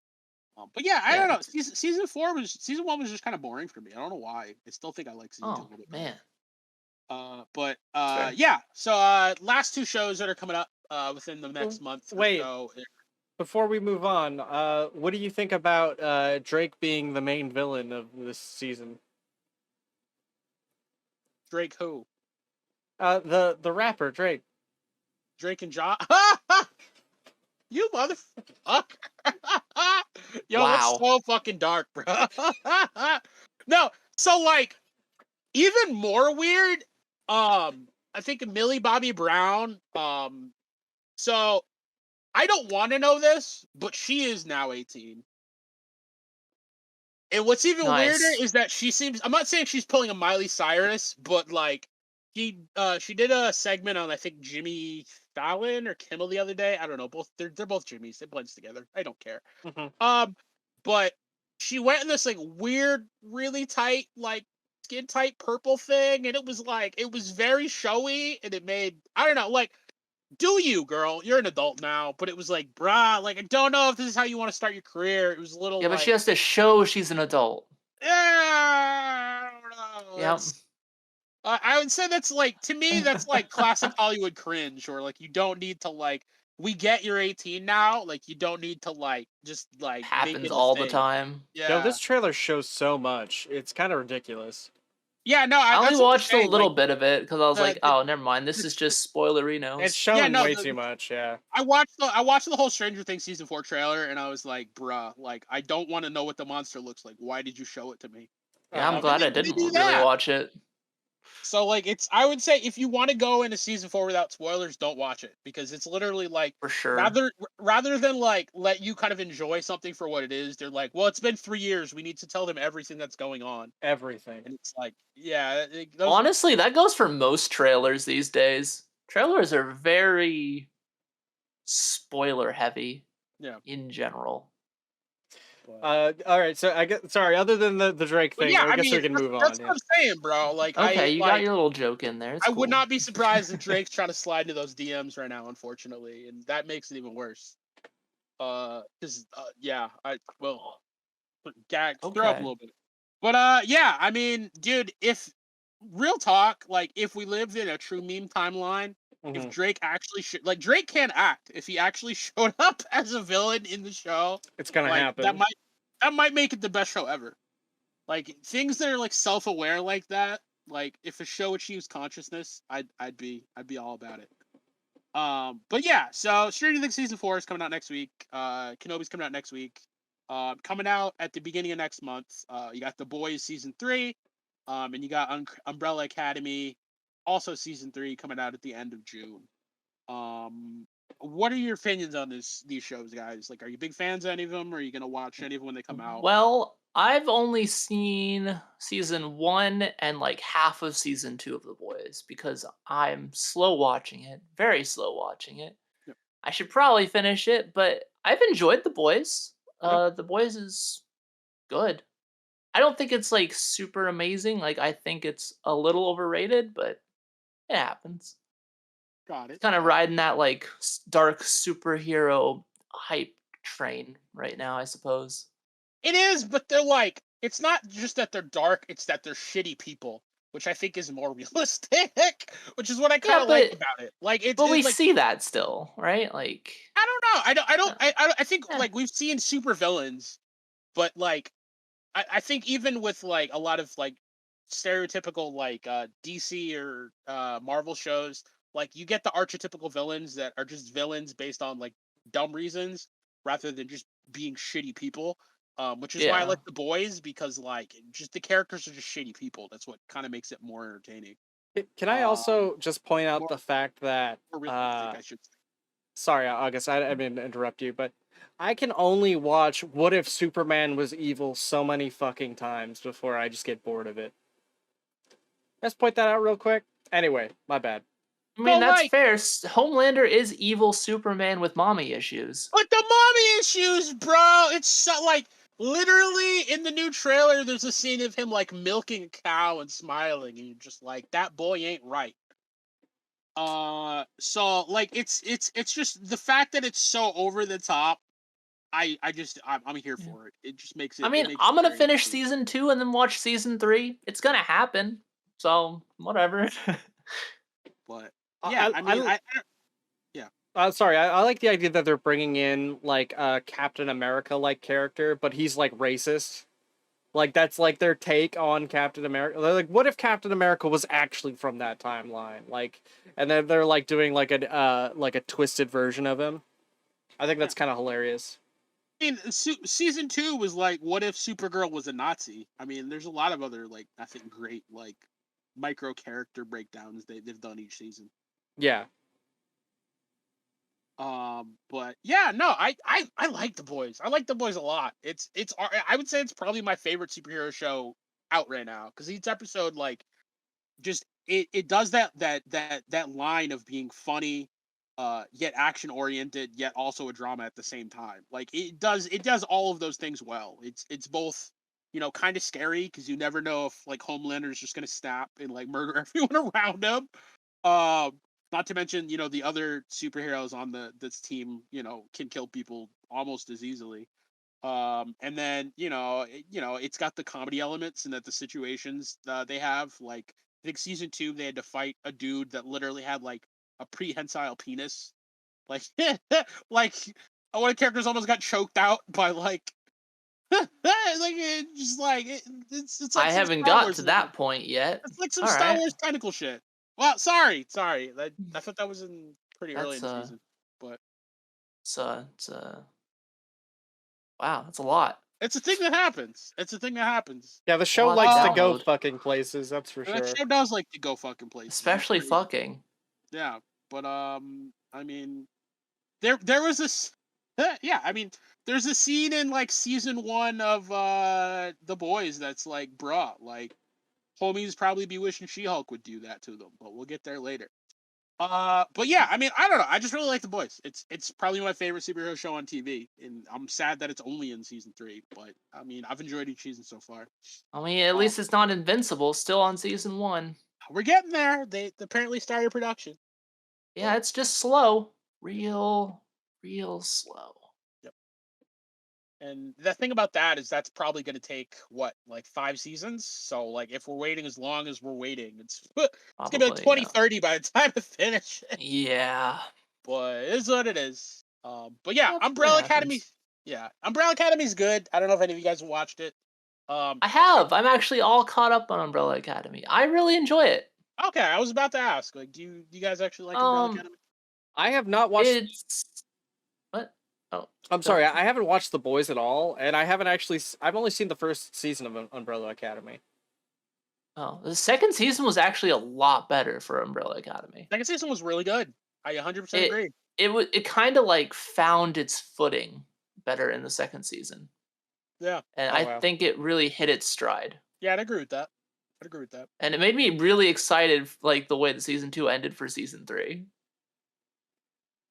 I mean, 5 is the best character, but I mean that's easy. I mean, yeah, fair. Yeah. Just shout outs to like old man in young child's energy body stories, because that shit is just too fucking funny. Like a little kid with old man energy is possibly the funniest concept in the world. Well, you know, that happens when you're living 2 lives basically. Yeah. Lifetimes, that But is. yeah, for real, for real. I mean, like, yeah, I mean, if you haven't watched Umbrella Academy, go watch it. Anybody.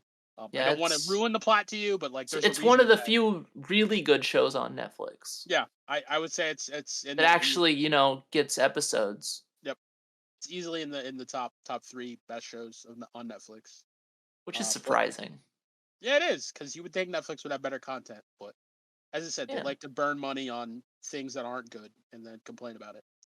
Right. True. But yeah, so next, but not least, basically it kind of set this segment up for you contestants. We talked a little bit Oh, about did it you? earlier. What do we got here? But Oh, anime corner. this is Quintessence's anime corner.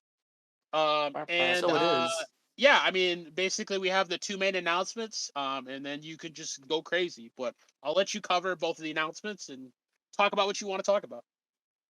Okay, fair enough then. All right, well, so what do we got here? We have okay. So we have another trailer for Dragon Ball Super Heroes. And well, I don't really gel with like the animation style they've decided to Really? employ. I was feeling it. I was like, that looks gorgeous. It Like, don't looks get me really wrong. I miss the original DBZ it art. looks really just like off. Like Yeah. something's just off about it. But It I looks love very how PG. it seems to be the focus of Gohan and Piccolo just being awesome together. Yep. Always a fan of that. And there's other than that, there's not too terribly much to talk about. It's another Android story, and Red Ribbon Army's just like going ham. There, Gohan gets to shine, Piccolo gets to shine. We've seen a little bit of Goku, but he doesn't seem to be like a big player for the movie. so this is actually gonna be a sequel to the Broly movie. Obviously. Well, the Broly movie is canon. Yep. So is this going to be canon? I assume this is going to be canon. Somehow it's gonna be canon, even though like Dragon Ball is technically in the manga is already past. Well, no, wait, the manga hasn't even touched Broly yet. So it's a little confusing, but how do I put it? This movie is gonna have it's gonna be a love letter to Gohan. I don't Finally, he needs one. I don't necessarily want to spoil too much about it, but it's gonna be really cool what they do. It's gonna be really cool. He's I gonna get some kind of power up. He's Uh-huh. gonna just blow some shit out of the water and be like, "Damn, Gohan, you're cool again." well there's Yeah, have you seen a script or something of this already? Or Yeah, right? Hello? So I mean, well, I mean, since I basically run like a Dragon Ball like TikTok for the most part, his cousin I- is Akira Toriyama.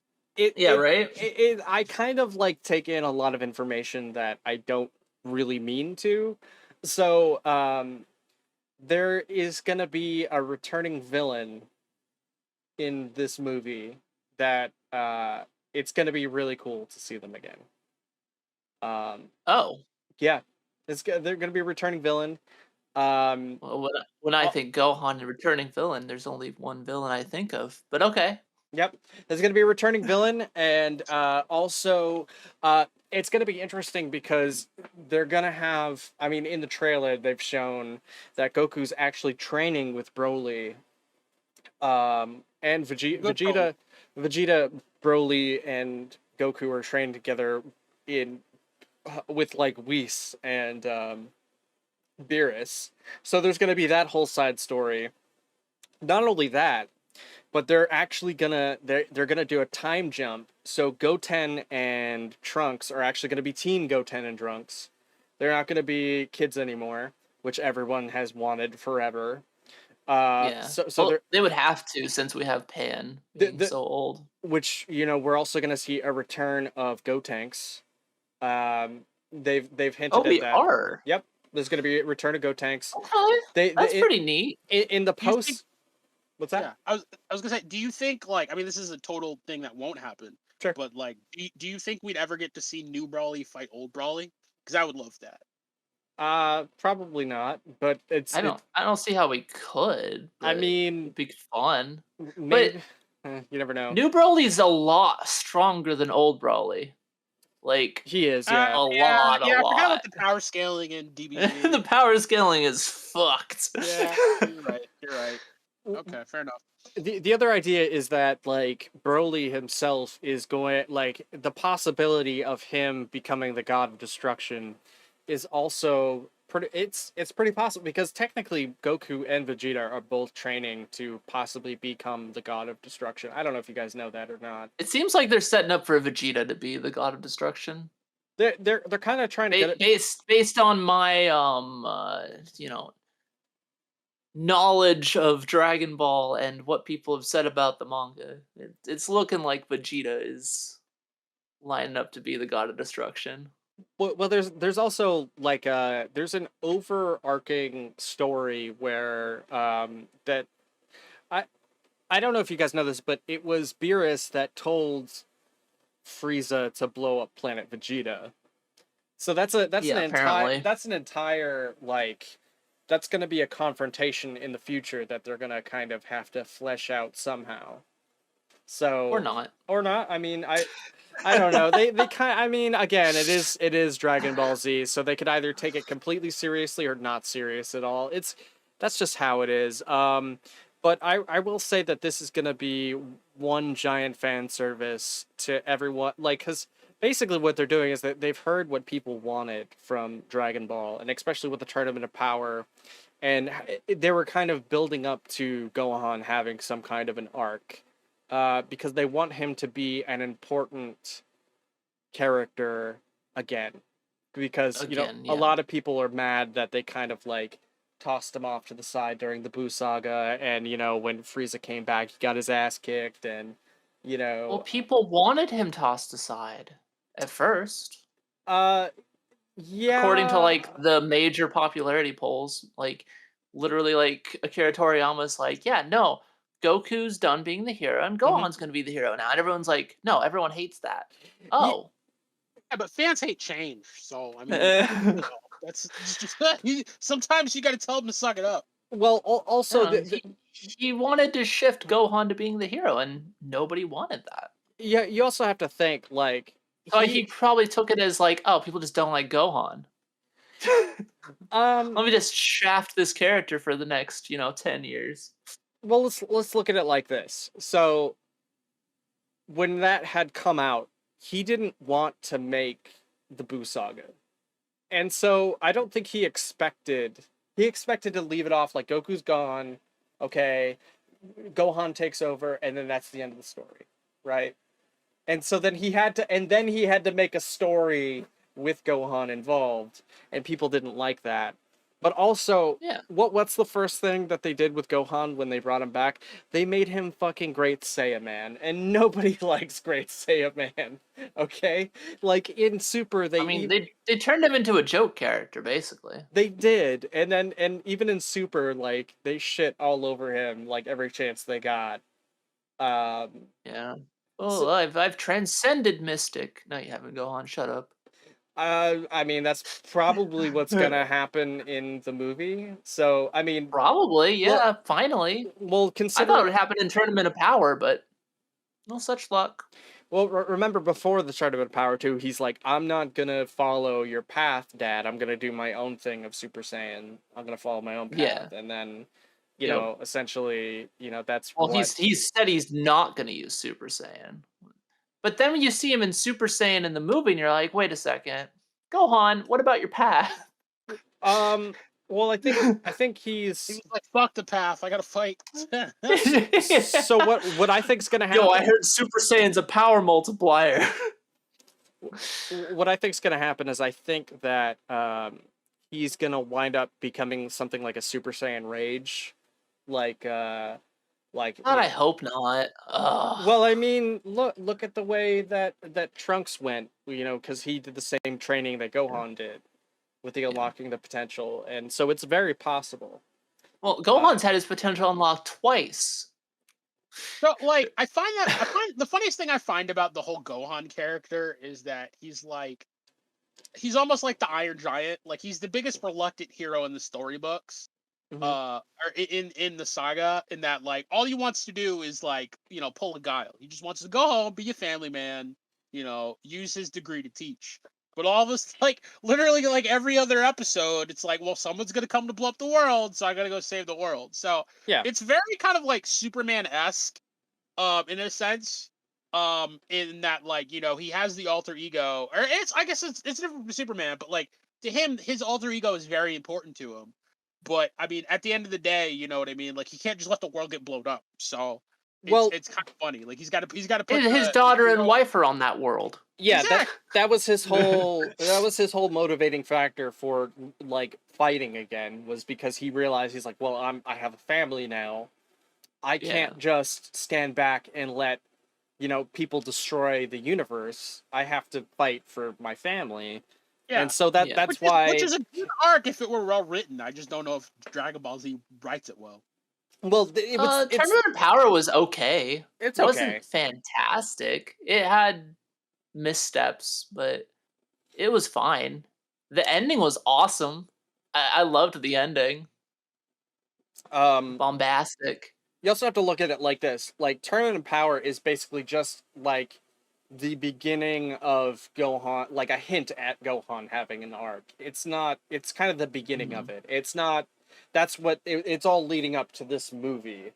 It also introduces like the multiverse, so he can play around with a bunch of other characters. Yeah, exactly. Yeah, I mean, and he could also be like, oh, I can bring back Saiyans. Like, we can have more Saiyans now, and Yeah. you know, just dumb stuff like that. But yeah, man, I'm really excited for this movie. It's gonna be good. I'm gonna go see it in theaters when it comes out. I hope it's good.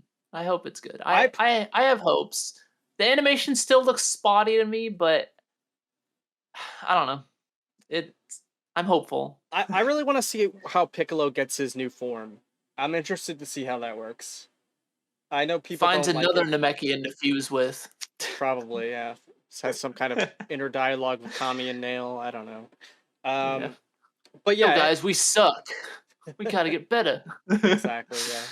Yeah. So yeah, what was so I guess, was there anything else you wanted to drop on the? Yeah. Chainsaw Man trailer. So, like, I've heard a bunch of good things about Chainsaw Man. I've heard it's like that next new hotness. What's your opinion on it as a guy who stays like more dialed into the whole anime thing? Okay, so personally, I have not read Chainsaw Man. However, many people in like my anime circle have, and they're like, "Oh my god, this is gonna be like the best thing since Jujutsu Kaisen." So like, they're super hyped for it. The trailer looks interesting. It's a very bare bones trailer. Like, you don't really see too terribly much, but literally everyone I know that has read the manga is ridiculously hyped, and it has a strong studio behind it with Mappa. Yeah, no, I really so you know the animation's gonna be just like a banger as long as they actually get a budget. Based on the trailer I watched, I was really impressed with the animation, so I'm definitely down for how it looks. I hope it's better than Jujutsu Kaisen, because like I wasn't super feeling it, but it doesn't make it bad. It's just that, like, I've seen. I really liked Jujutsu Kaisen, but I did feel it was once again overrated. It feels like the latest shonen hotness just kind of gets blown out of proportion. Yeah. Like, My Hero started out strong. Yeah. And then it's kind of been on a decline with like some peaks still, but mostly just kind of meandering around.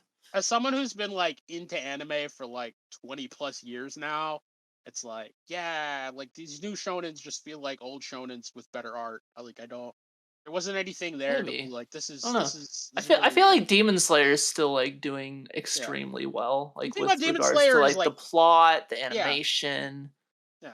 all Well, the I mean, the characters are pretty good. thing about Demon Even Slayer, Zenitsu's like tolerable. We take those. yeah.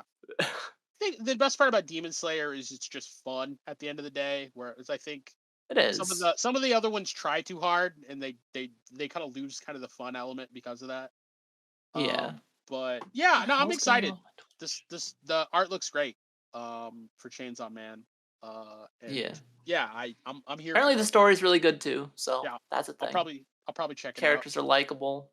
I hear it's kind of lewd, which I wonder how they'll handle on, like, Yeah, uh there's some booba apparently and well, not such, just that, but but like some, like other stuff too. So I'm interested to see how they'll handle that. I But said booba and such. This oh, it's moving a stuff. Oh, it's a wide-reaching. window. Okay, fair enough. Fair enough. But yeah, I'm here for it. I'll check it out. I like as I said, I like violent action shows that are good, and that's what I feel like this is gonna be. So Mhm. yeah, I'll check that out. But yeah, Yeah, did you have any I think it's other worth like checking out. anime hot tips, anime notes for the week, anything like that? No, not in particular. Just watch Spy Family. Spy Family's just it's so good. For the third week in a row, Quintessence has I recommended keep Spy saying it Family. until people watch it. God damn. I guess I gotta watch it then. Exactly, you I will. do. I think I'm gonna wait till it's all out and then binge it, but I do really want to watch it. That's fair. I don't really feel like it's a binge show, but it's fine. Alright, so I guess we should move on to Exactly. Breezels gets it. Spy Family is too good. It's too precious and funny. Fair enough. I'll sing the praises. Yeah. The like the Anna Hay memes are pretty funny. Like Yeah. just like her little like cartoon face. Oh, there was actually one more. There was one more. Oh no. Your boy Kong Ming is actually turning Yes. out to be a good show. Yep. Yeah, no, I Yeah. think I was looking at the rankings and I think it's gone up since last week. Watching like a general from like the Three Kingdoms like basically direct a war on other pop idols is kind of amazing. What is going on with my Yeah, I think it was like towards the bottom last week and now it's at like 8th. Well, no, it went down a little bit, but I mean this is just the it's still in the top. It'll fluctuate wildly. Other than Spy Family, that'll just stick at the top forever. Oh, 100%. But yeah, I mean, I think 1, 2, and 1 and 2 are Spy Family and like Kaguya, Love is War. Your Yeah, boy I've still Kang is never 8. seen that. And then Love After World Domination is 7, which I think we talked about earlier. Yep, that's the Toku one. Yep, Shield Hero is 9, and Executioner Wildlife is 6. But yeah, I mean, you can find Oh, that. Executioner moved up to 6. Yep. Yep. Nice. But yeah, you can find that on the additional links. We won't go through the whole list right now. Yeah, no, but, that's Right. cool. But yeah, that perfectly is good. the first inaugural episode of Quintessence's Anime Corner. Thank you. Yeah, not the strongest start, but we'll get there. It's a start. It's a start. But yeah, so are we trying to push till just 8, or are we trying to go a little bit longer than that? Because we can kind of trim as needed. Um I think guys wanna go to at least 8's a good 8:30? stopping point. Yeah. Oh, you want to stop? You want to stop at 8? What do you guys want to do? I want to at least try to go It's to not 8:30. just me, so Yeah. I'll keep going I if wanna- you guys want to keep going. I Yeah. figure we got Okay, some sure. more to cover. All right. Yeah, no, we got some tasty ones still. Yeah, we still got some tasty ones. So I feel like at least 8:30. But yeah. So next topic. The Marvel trailers and upfronts were this past week. What an upfront is basically it's where like a TV network tries to sell advertising space to advertisers. So it's like it's telling people like what shows are going to come out. That way advertisers can buy their space or whatever. But yeah, essentially Marvel announced Loki season 2. Pretty sure everyone, that's not a surprise to anyone. Everyone pretty much expected that based on how the first season ended. Yeah. I still haven't finished season 1. It's good. It's real good. Last episode's probably my favorite. It just wasn't really hooking me. I'll probably give it another shot, but Apparently it was the most watched of all the Marvel shows, which kind of surprised me. But I mean, I enjoyed it. So well, it seemed like the highest quality. it did seem really good.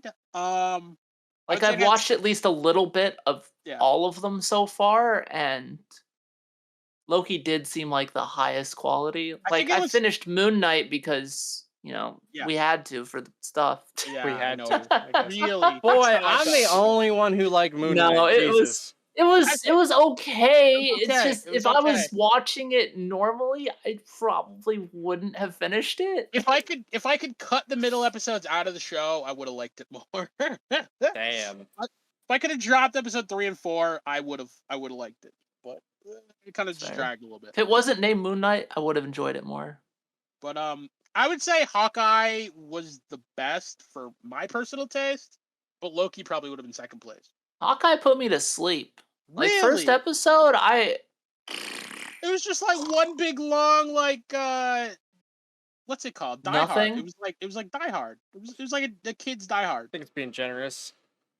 Yeah, that was real fucking generous. Kids Die Hard? That's definitely the vibe I got. I personally thought, I enjoyed Hawkeye, but I think I feel like Hawkeye like you do for Moon Knight. Oh, That's damn. So surprising. I don't agree with that take, but okay. Fair enough. Dude, okay, first of all, what they did to the Kingpin, I'm sorry. Get the fuck out of here. You took a great character and you just shit all over him. Why is the only good Kingpin in Spider-Verse? What are you talking about? How dare you sully Michael Clark Duncan's good name, bro? What? First of all, Black fuck Kingpin you. from the original Daredevil movie is amazing. No, dude, no. I'm sorry. You lost The me. original Daredevil movie. No, have you seen that last fight? The original Bullseye? 2003 Daredevil movie, I'm done. The last Kingpin fight is amazing. I'm done with you, man. That's a great fight. Dude, wow. I don't even know you. Rewatch that fight and tell me Kingpin's not scary. I think your love for Michael Clark Duncan has blinded wasn't Kingpin. Don't care. It was great. I think personally, you could have named him anyone else and be like, "Oh yeah, no, it was a cool fight." Great. What do you mean it wasn't Kingpin? He was a big evil crime boss. That's Kingpin. There's more to Kingpin than that. Is there really? Yes. Do you care about the whole Vanessa thing? No. Vanessa. We don't care about his love for the Vanessa. We need to move on before I get mad. About how big he is. It's okay to be wrong. It's all right. You're fine. It's okay. No, he doesn't have to be big. He just has to have the Kingpin characteristics. Kingpin's a fucking genius for one. Michael Clark Duncan was smart-ish in that movie. I don't know. Okay. He did crime stuff. Okay, bro, that's all that's required. No one can deny that Michael Clark Duncan is awesome, but you can't tell me that Vincent D'Onofrio's Kingpin is a more fleshed out character. It is a better character. Yes. I wouldn't honestly. So hot take. I'm not a huge fan of the way D'Onofrio acts Kingpin. It's a little crazy. A little boring to me. You're fucking crazy. No, man. That's always how I felt. Even since I watched the original Daredevil, I'm like, okay, he is the best part of Daredevil. No, Daredevil's the best part of Daredevil. No. Charlie Cox is the best part of Daredevil. I would disagree. By maybe Stick. Between Charlie Cox and Stick are the two best parts of Daredevil. It may be Foggy. Yeah, but without the Kingpin, you have no confrontation whatsoever. I mean, I get that he's the villain of Daredevil, but to me, he's not the best part. Not even close. Daredevil. He is written better in Daredevil than he is in Hawkeye. But he's only in Hawkeye for like 3 scenes. Yeah, and then they shoot him at the end. Yeah, but like that happened in the comics. He got shot in the face. He survived. You know why? Because he's a fucking brick house. Yeah, but then like he also fought like Haley I think everyone's Steinfeld, mad and because of the way Hawkeye ends. and then it just became fucking Looney Tunes. Mind you, you're saying that Haley Steinfeld is better, like a better fighter than, I don't know, Daredevil? I don't think so. I don't think she holds her own. Listen. Every now and then, you're having a bad day. You get caught lacking. Stuff happens. That's all I'm saying. That's what they caught Kingpin on a bad day. I'm just saying, like, he could have like crushed her. Like But he wasn't trying to crush her because he liked Tom. They took away all of the edge that he had, and all of I was not scared of him at all. I'm not scared of him. Yeah, he wasn't trying to be scary in that one. He was just trying to get out of there. He was trying to get the job done. See what I'm saying? He wasn't trying to be murdery Kingpin. He was trying to be, listen, like, your mom's a homie Kingpin. I'm not going to murder you. Look, murdery Kingpin is the only Kingpin. It's not the only Kingpin. It's the only Kingpin. Offside. He's got deep down, there's a heart that cares about other people. He just cares about the Venusi. That's it. That's it. Anyway.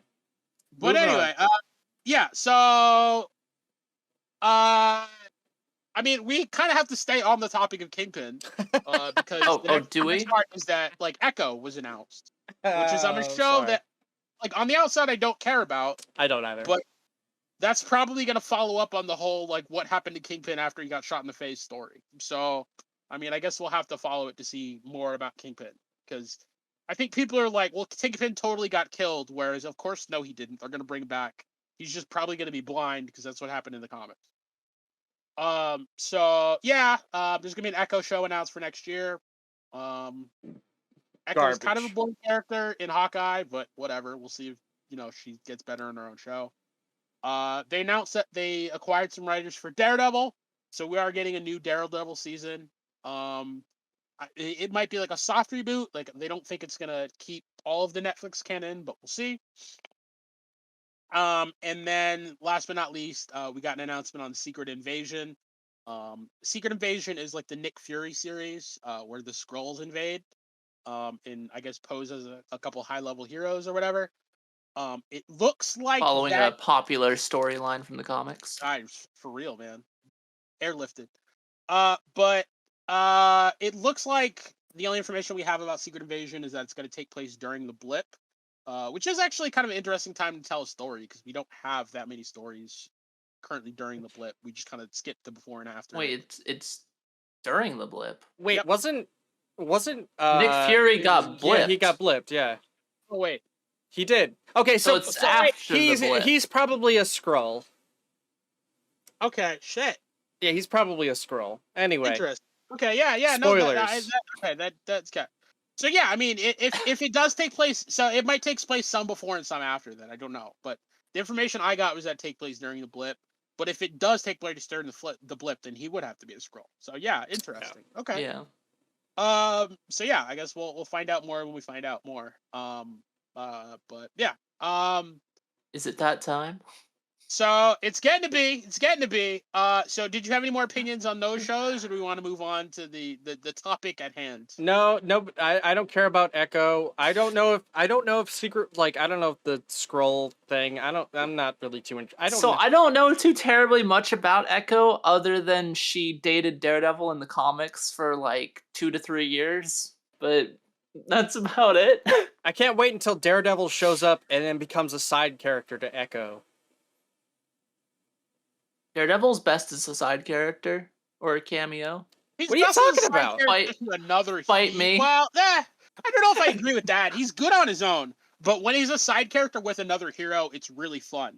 But when it's another hero that's more powerful than him, not one of the same level. It's gotta be like when Spider-Man. He teamed up with Spider-Man. Yeah.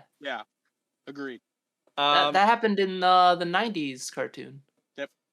Look, great. All you need is Daredevil in a dingy fucking... Against Kingpin. Like, a dingy alleyway or, like, garage or something, just kicking ass. That's all I want. And then... So what if he kicks ass in the courtrooms instead? Yeah. I mean, he could do a little bit of that, along with our next topic. Speaking of courtrooms... But... such a good segue. Hold on. Just give 2 seconds. All I'm I saying. handed you this. Okay, we'll segue and I can come back. Yes. Speaking of courtrooms. Ooh, baby.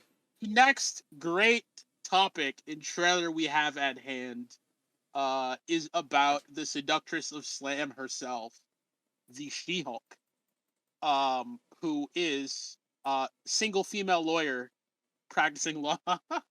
Aaron Brockovich? Being sexy. There's like a whole great Futurama bit, and I don't remember it all, about like single female lawyer. But dude, this show looks like it's gonna be great. I don't know if anyone out there has seen the trailer, who's listening right now. But yeah, I mean, essentially, it really looks like they're trying to combine both action and comedy. We haven't gotten too many of the action bits yet in the trailer. They seem to be really leaning hard to the comedy vibe. But man, Thirst trapping, bro. thirst trapping, bruh, for real. Like this show definitely looks like it knows what it wants to be, and it knows its audience. Yep.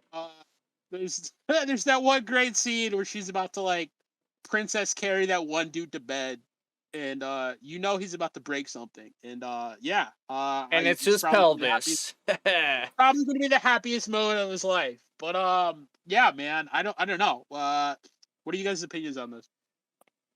I think it's weird that they made She-Hulk, like, they made her hotter than she is as a human. Hot. That's your first mistake. No. Like they tried to make her like it's something weird about the idea that like She-Hulk is hotter than her human counterpart in a way.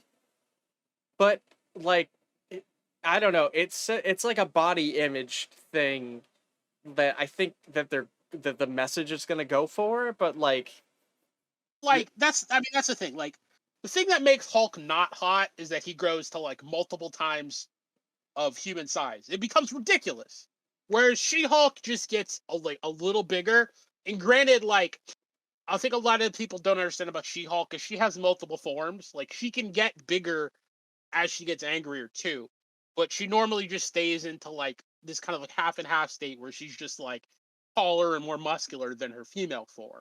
right. And then it becomes kind of that traditional like, what's it called? It's not Jekyll and Hyde. It's that like that archetype where like, it's the makeover archetype where like the kind of frumpy librarian turns into like a smoke show.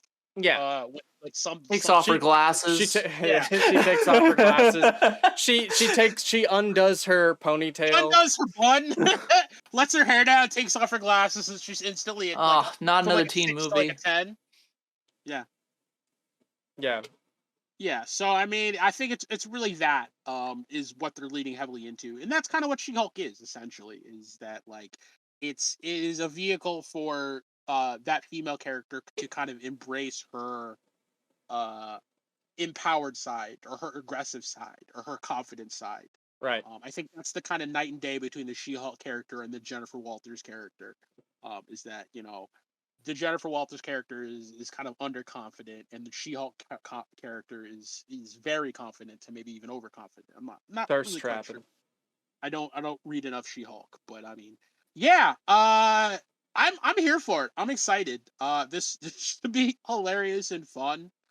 I mean, in the comics, She-Hulk is one of the biggest playboys in comics. Like, I think her and like Tony Stark are tied for most bodies. So that could be. I think parts of that could be pretty comedic. Like, I know there's a famous scene in the comics where like I think it's her and Juggernaut just laying down, and like the entire room is just wrecked around them, and I'm like, damn, living your best life, girl. I see that they're also they're bringing back Abomination.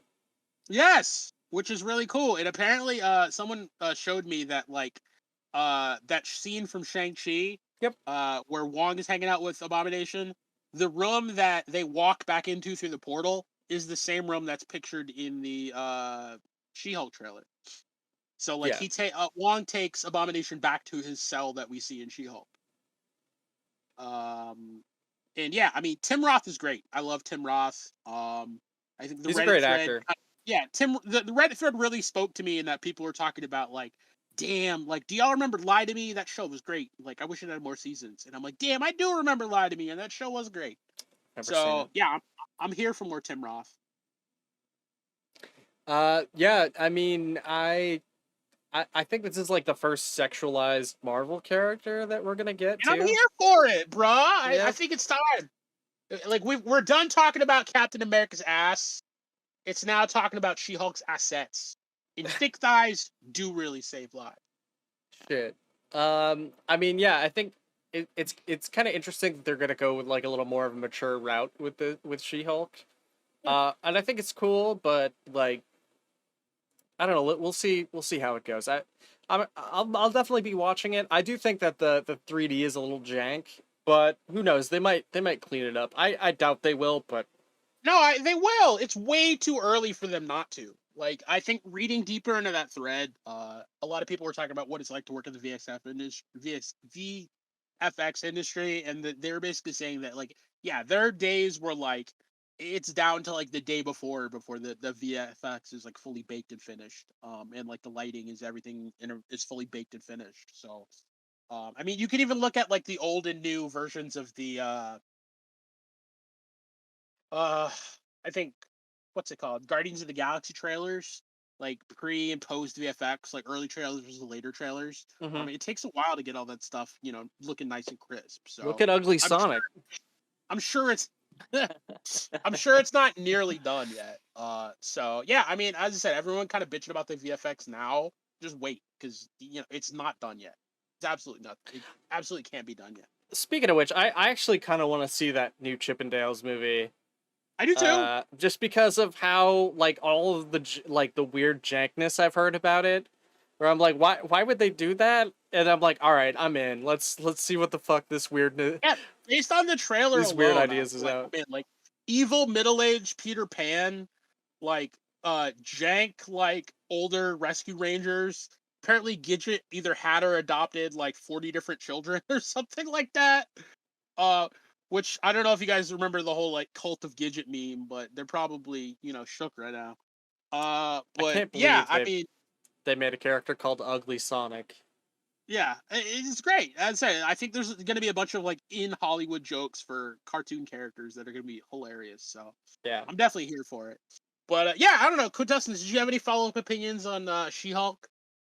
I mean, pretty much everything's been said. I think the CGI looks really rough, but we'll have to see the finished project. I can't wait to make you guys watch that show. It's gonna be great. She-Hulk's always been kind of like a anything, sex symbol type character, so I'm not shocked that they made her hot. Like, it just makes sense. I can't wait for the Rule 34. It's gonna come with this. Bro, it's existed before the show. Yeah, it's about to get worse, my man. Bruh, is like the question is She-Hulk gonna be the new Lady D? She definitely. I think she definitely is. Yeah. Mommy circles. She might. I think Lady D walks so She-Hulk could run. Yeah. But based on most of the Marvel TV shows, I don't have a super high amount of hope for She-Hulk. I mean, Lady D kind of sachets, but yeah, I feel you. Bro, I'm just saying, like you guys are gonna be like, man, these middle episodes are boring, and I'm gonna be like, this is the best shit I've ever seen in my life. Fine with the middle episodes. Oh, what actually surprises me is this show upcoming She-Hulk is gonna have one of the longest episode counts of any of the Marvel shows. It's like 10. It's gonna have a 10. I mean, I feel like they need more, right? Most of these Marvel shows' problems are their pacing is just all over the damn place. I 100% agree. And most times, more episodes could fix this. Yep, that's probably what if fixed Moon Knight.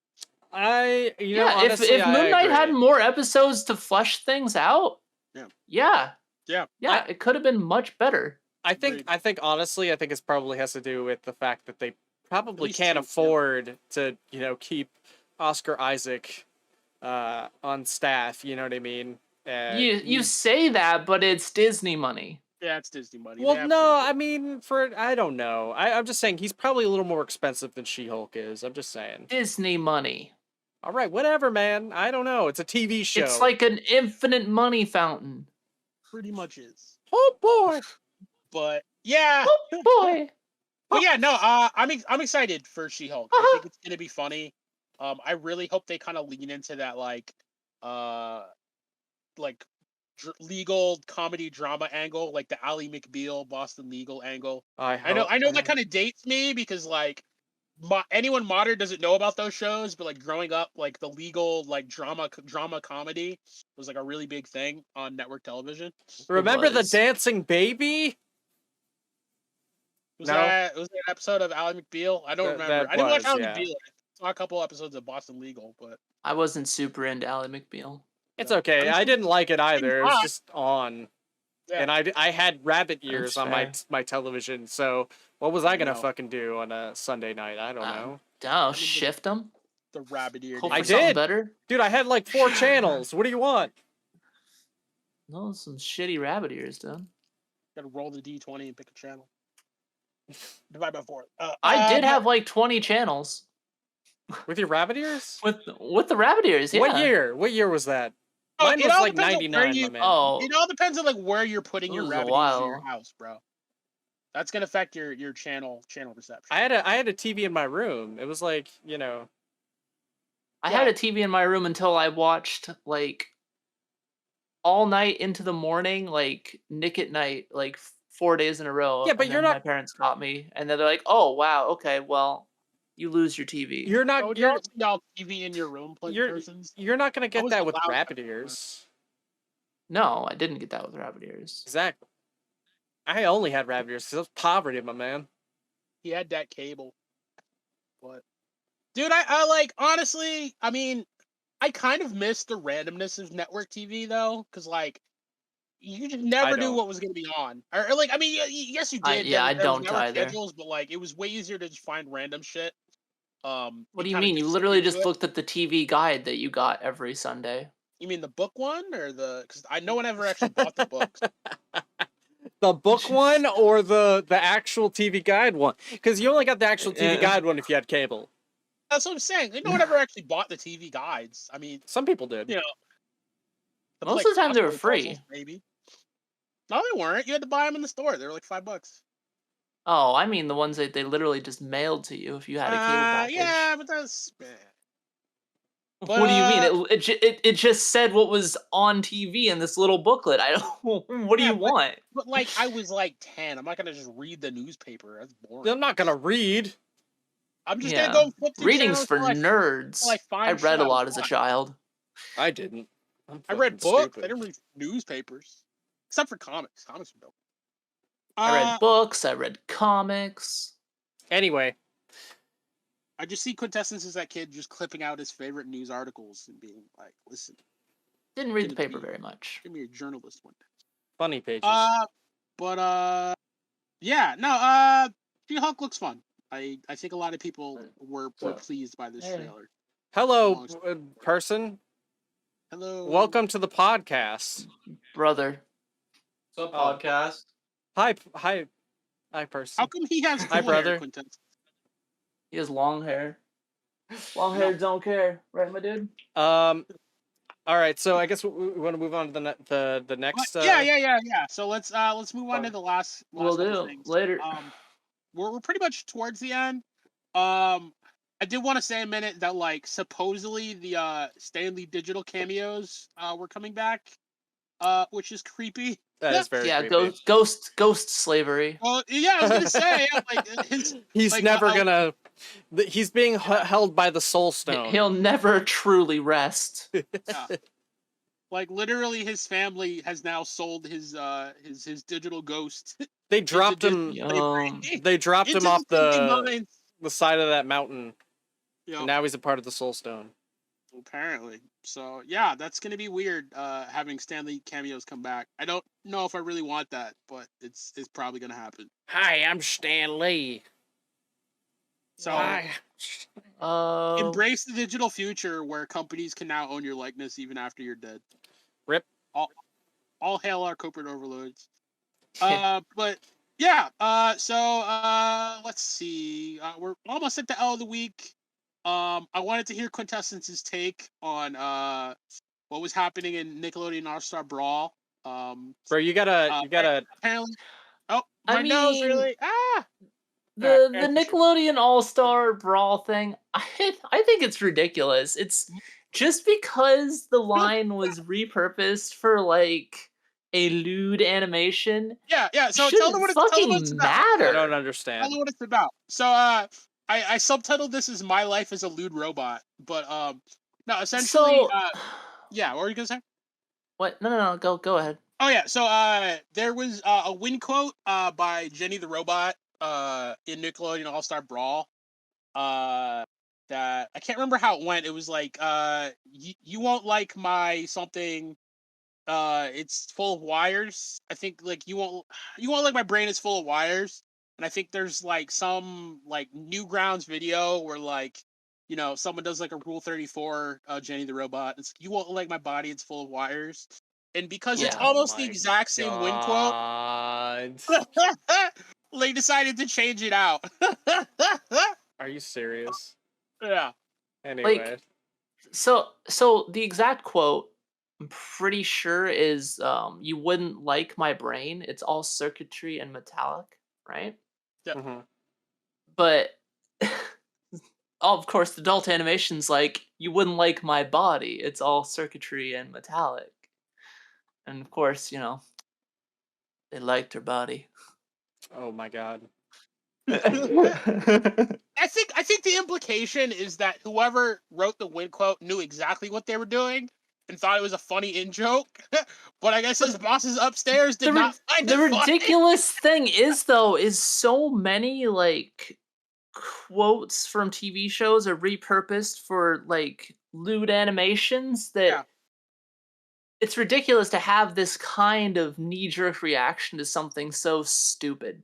In fact, by doing this, they literally made more people aware The Streisand of effect. the lewd parody.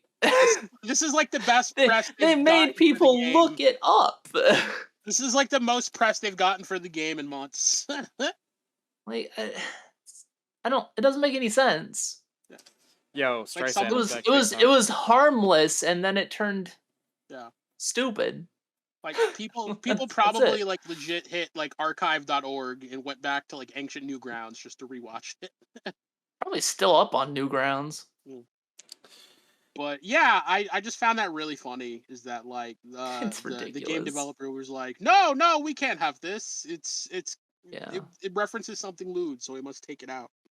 Whereas People They are need to gonna remove like research half this that line. game. Then yeah, did you know there's Avatar: The Last Airbender porn? We exactly. have to remove Aang. We just can't have Aang in our game. Nope, Toph's got to go too.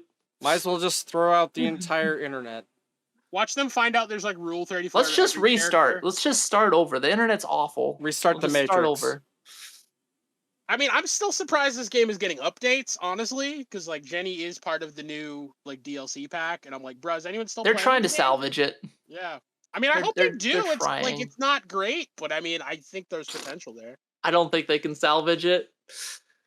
I doubt it either, but The netcode's bad. I heard the netcode wasn't terrible. The animation's jank. The animation is hella jank. It's not even remotely balanced. Like It's not, but it's they got said a they were lot they said they of were gonna work on that. problems. So the Infinites were kind of the funniest part of watching that game when it just came out, though. It's just like, how many ways can we find to utterly break this game? Freaking Oblina and her like just carry you off stage from 0%. Yep. Yeah, Ow. Forever. Some of that shit was nuts, but I mean, yeah. So it's I just thought that was kind of funny. It's definitely speaks. It's to funny another, and sad. yeah. It's definitely another like corporate overreaction to something that was Yeah. relatively innocuous that most people wouldn't have cared about, or Well, that I mean, apparently like, that one guy that reported it cared about. He's like, "Ho ho, like, I this mean, is from a lewd thing almost." So I was in the thread. Someone was actually making a joke in Shitty Movie Details about the Road to El Dorado movie. I like that was like- movie. Everyone likes that movie. Shell is a fucking babe. But there's Oh, I a like scene it for did more you than s- Shell. Did you see Doja Cat cosplay as her? I did it, Bro, that exists. Now I might have to look that up. That is immediately where I'll be after that. She You looks should exactly probably look like it up her. later. Anyway, Yeah, but no, like, so I don't know if you guys like how like well you guys paid attention during A Road to El Dorado, because it's pretty easily be distracted. But there's a scene where I think Shell and Julio are making out, except that like when Shell's face comes up because they get surprised by I think someone walking in, her mouth is nowhere near his mouth, and he has like the most relaxed look on his face in the world. And then like there's a whole like a thread about like on TV tropes about parental bonus, and like it's pretty strongly implied that like making out was not the only thing going on in that scene. Right. Like again, Indeed. you know, this could have like just slotted in. I was under. I'm like, oh yeah, that's kind of a funny in joke for people who know, but like it's not explicit. Like you wouldn't know unless you like were already thinking about it. But no, I mean like you know the company had to overreact, and you know we are now where we are. Yo, But, We're in the overact minds. should we? Whoa, Oh, hello?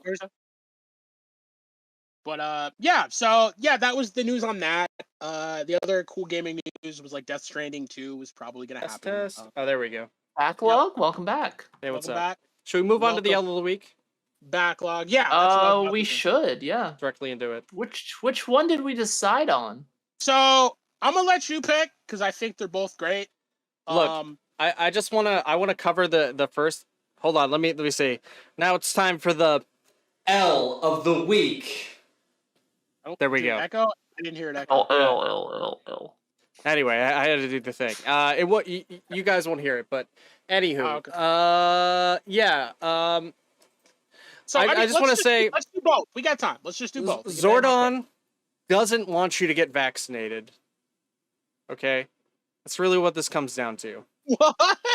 Listen, this was not a Zordon approved fraud. I'm just saying, Zordon would never have like committed fraud. you Right, He don't would never tell his rangers to commit fraud. like. I'm But just back in his younger days when he was young and sexy, like you don't know what he did. He could have been Zordon's bad. an anti-vaxxer, dude. You know what he did in his younger days? He was a space wizard. Dude, space wizards sound like they get freaky all the time. Look, I'm just saying Probably. that it's been said that Moderna cuts you off from the morphin grid. Oh Yeah. shit. Yeah, I picked bro. the wrong one. Dude, I got Sorry, Pfizer, man. so I'm still good, baby. Yeah, well, But yeah, I mean, essentially, I don't know how we got on the Zordon. Okay, so what is the actual story here? It's about the Red Ranger. I've been not Zordon. holding on to like. By the way, that's gonna be the So- title of the podcast. I hope you know that. Please go into the actual story. Zordon's an anti-vaxxer. Yeah. I can't. So the problem is I've been having trouble with my my pages where whatever the tabs won't pop up. So if you guys want to pull up the story, I can't seem to grab it. I'm sorry. Sure.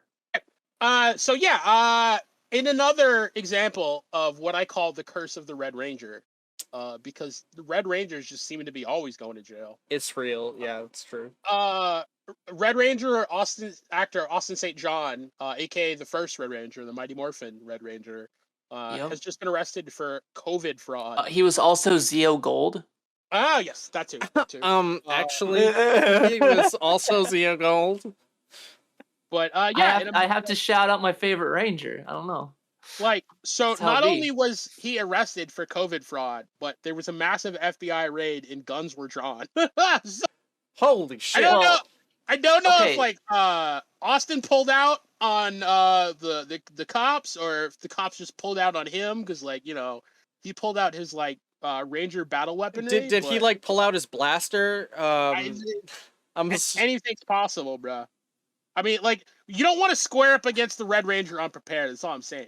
His hands are registered deadly weapons. I'm just saying, Tommy would have never let this happen.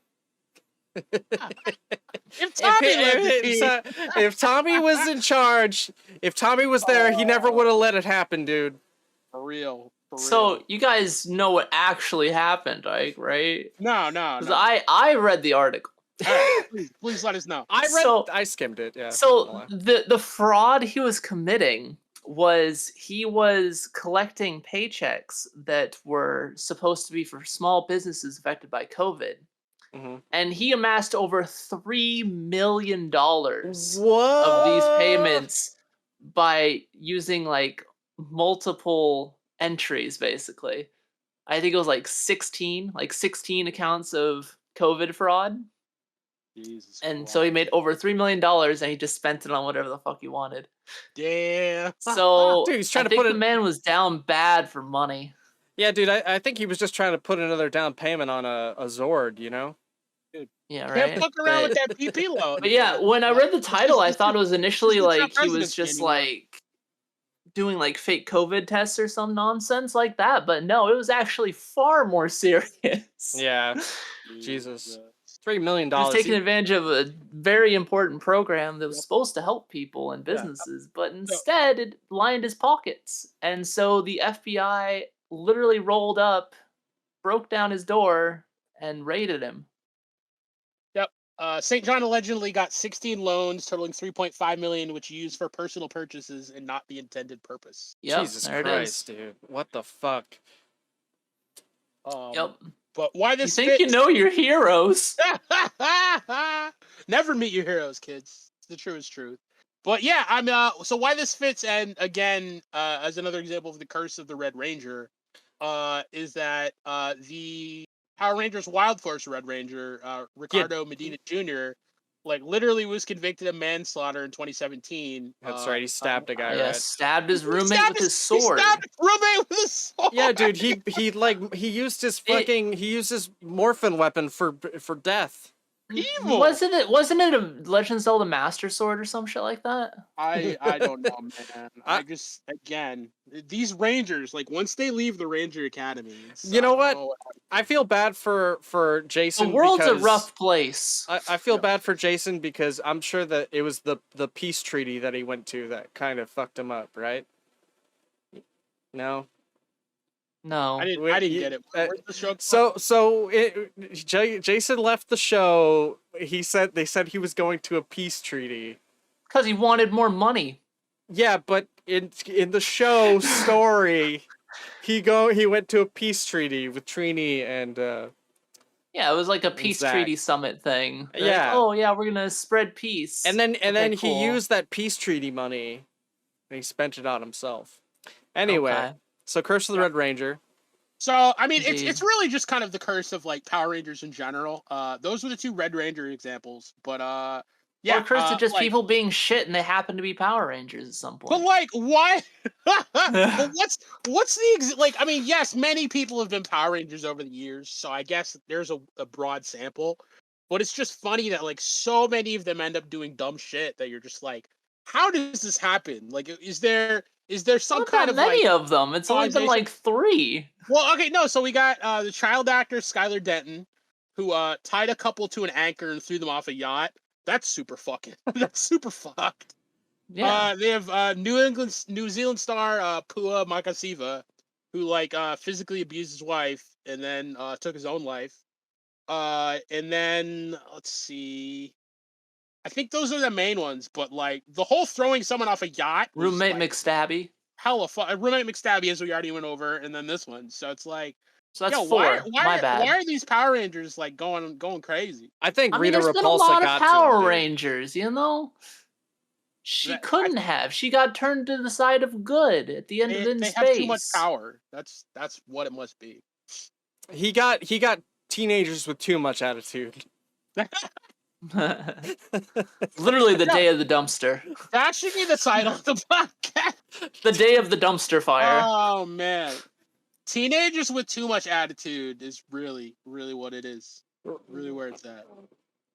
But yeah, I mean, just I don't know, man. Power Rangers got bad luck. Yeah, apparently the power was with them too much. But anyway, power great power you. comes great responsibility. Protect you from fraud. Yeah, protect you from fraud. Protect you from the FBI. Protect you from your own greed. Jason, use your blaster on the FBI. Jason, you are being raided by the FBI. And what's it called? Rita's men are coming after you. Yeah, what's up, R-Specs? How you doing, man? What's the android from Mighty Morphin again? Alpha 5? Yeah. Alpha 5's just going in the background. All the FBI's like coming in. Jason, Crazy. you're going But, to jail for a long time. Yeah. So I mean, Anyway, that's rest in crazy. peace, Jason. I don't think he's gonna be at any fan meets. That's all I'm saying. Probably not. Yeah. He's not going to be at the next. Or he's gonna Power be a Rangers. different colored ranger. Maybe the orange ranger. Yeah, probably the black and white ranger with his new weapon, chained ankles. Yeah. He's not going to be in the next Power Ranger like Legacy of Red episode. Yeah, probably not. It's gonna be replaced by Adam. Yeah. But yeah, so that's crazy. You hate to see it. That's nuts. You hate to see it, but it is what it is. And finally, Quintessence, did you want to round out the Climatocalypse L of the week? I mean, sure, why not? So this is mostly speculation, right? But apparently there's a wing virus that could possibly completely destroy the entire honeybee population. God damn. Now, yeah. So, the issue is their wings grow like deformed, so they can't fly properly and they can't like do anything, and they just die. Like they're just screwed. And apparently it's been around for a bit, and it hasn't like super spread, but recently it's been spreading at an accelerated rate and is now threatening to just boom, knock everything out. Damn. Well, I don't want it to Because end it up like spreads fast. I don't want it to end up like that episode of Black Mirror where all we have left is fake bees That kill people? Yeah. I mean Yeah, that's kind of yeah. cool, but the rest of it sucks. Like I want. Is it though? Those were horrible deaths. Wasn't it crazy? Like, man, can you imagine like a swarm of fake bees just coming after you? Be fucked. Yeah. And the whole like Reddit voting algorithm of like, who do we kill next? God damn, that was a crazy episode. I spoiled it for a bunch of people, but like again, it's like a 4-year-old. I'm not gonna fucking watch Black Mirror. I'm sorry. Black Mirror's so good. They're coming back Nah. with a new season apparently. I'm good. I liked it more than Love, Death, and Robots. And I like Love, Death, and Robots. But yeah. So like, it just sucks, man. Like it's seemingly it's not one thing, it's the other. Yeah. And the bees are super important to the environment, to pollination and everything else like that. Yeah. I don't like, I don't know if like, I don't know how man-made a cause this is. I mean, you can never really figure stuff out. Oh, like it's this, it's not. yeah. So the honeybees have like a natural like enemy, I guess. It's some kind of mite. Mhm. And this mite actually is spreading the virus. They invade the hive and they like plant their eggs and stuff like that. And then the eggs and the mites spread the virus. Yeah, but I mean, the thing with like complex systems and complex environments is like that mite population might be increasing because of like human based climate change or encroachment or something like that. So Well, it might or it might not. Yeah, you never know. But yeah, I mean, it just sucks. Bees are really important. And you hate to see it. Hopefully it all works out. But man, like, if it's not human plagues, it's bee plagues. You know what I mean? Like, Yeah, what the shit is fuck, whack. man? Why is everything trying to take out the goddamn bees? Like, bees got it 'Cause rough, dude. Bees are bad, I guess. Sometimes it'd be like that, Yeah, Unbelievable. you're unbelievable. Oh. Ba, ba, ba, ba. But yeah, so I mean, unless you guys had any extra stuff you wanted to throw in, there was that one funny note about the like entire Maine town in Matt Live in Maine shutting down because one weird. clerk up and quit. Their only because clerk. They literally weren't like paying them at all, or like they asked for a vacation like 6 months in advance and still weren't granted it. And it's like, bruh, I do this 20 hours a week. I'm gonna fuck off, and you're gonna be screwed. And they're like, you won't. And then they did. And then they did. Yeah. You fucking won't, mate. Watch me. That's Yeah, right. That's funny as fuck. And whoever did that, I respect the shit out of them. Yeah, right. That's fucking ball. Like that story made national news just because someone was like, Listen, "My I'm boss thinking is they got a dead." pay raise and a vacation. Yeah, or at least a vacation. I don't even know. They said they went. I think they said the article said they went to work at McDonald's and they were making more than they were making at this job. Listen, McDonald's is offering like $17 an hour here. Yeah, because they're realizing that like you have to pay people to show up, and paying people too little is not going to make them I show up. freaking worked at Lowe's for like $13.50 an hour. I worked at Home Depot for 12. Yeah, it's dude. Don't get me wrong. It is a pro worker economy right now. But at the same time, the workers have been getting screwed for so long, and like we're literally about to have another recession. So I don't know if it matters. Dude, the Wendy's here is offering like $18 an hour. I'm like, shit, do I go work at Wendy's? I know, it's crazy. It's crazy. Bro, like that's what I'm saying. Like there's like it's like the hope of a better economy is peeking through, but literally then you have like the stock market on the other side having its like I think worst 5 days in like 60 years or something like that. I felt like, those. Ooh, it's gonna be spicy. Yeah. I diversified, and the diversity did not save me. Yup, and I just got hit in more places. The crypto market went last week or so. Like it's still going. Is it still going down? Damn! Like we're talking like trillions of dollars in losses. It's kind of like stabilized. Apparently, the maker of Ethereum is no longer a billionaire. Yep. I saw in the latest like reports. I'm like, oh Jesus, he got hit hard too. Great. Everyone's screwed. Now all those arguments I had with crypto bros back in the day, and I'm like, I don't think this is gonna work out, and they're like, you're fucking wrong, and then here I am, motherfucker. All right, fuck. It's still worth like $2,000 a coin, though. Some of them should have got out while the going was good. For now, they would have made their bank. That's true. In a month, it'll be back up to 3K. You never know. Not if the rest of the actual like currency market blows up. Or maybe it will like cryptocurrency will be the only thing that's worth money. Who fucking knows? Trading seashells and current cryptocurrency. Dude, I know, right? It's gonna be nice. Yo, August, did you see that they're rebooting Sliders? I did it. Yeah, they're rebooting Sliders. Oh hell yeah! That was actually one of the news stories that I think that was like a few podcasts ago. I wanted to talk about it, but it was on one of the episodes that you weren't here. And I don't know anything about Sliders. Sliders was like you know what the Outer Limits is? Like not the Outer Limits. You know what Quantum Leap is? It's like so it's like Team Quantum Leap. It's like Quantum Leap and Outer Limits and kind of smashed together a little bit. It's like if Stargate and Quantum Leap had a baby, but maybe not Stargate. It's like Team Quantum Leap. But it was fun. It was fun. Okay. It was like 90s fun Quantum Leap.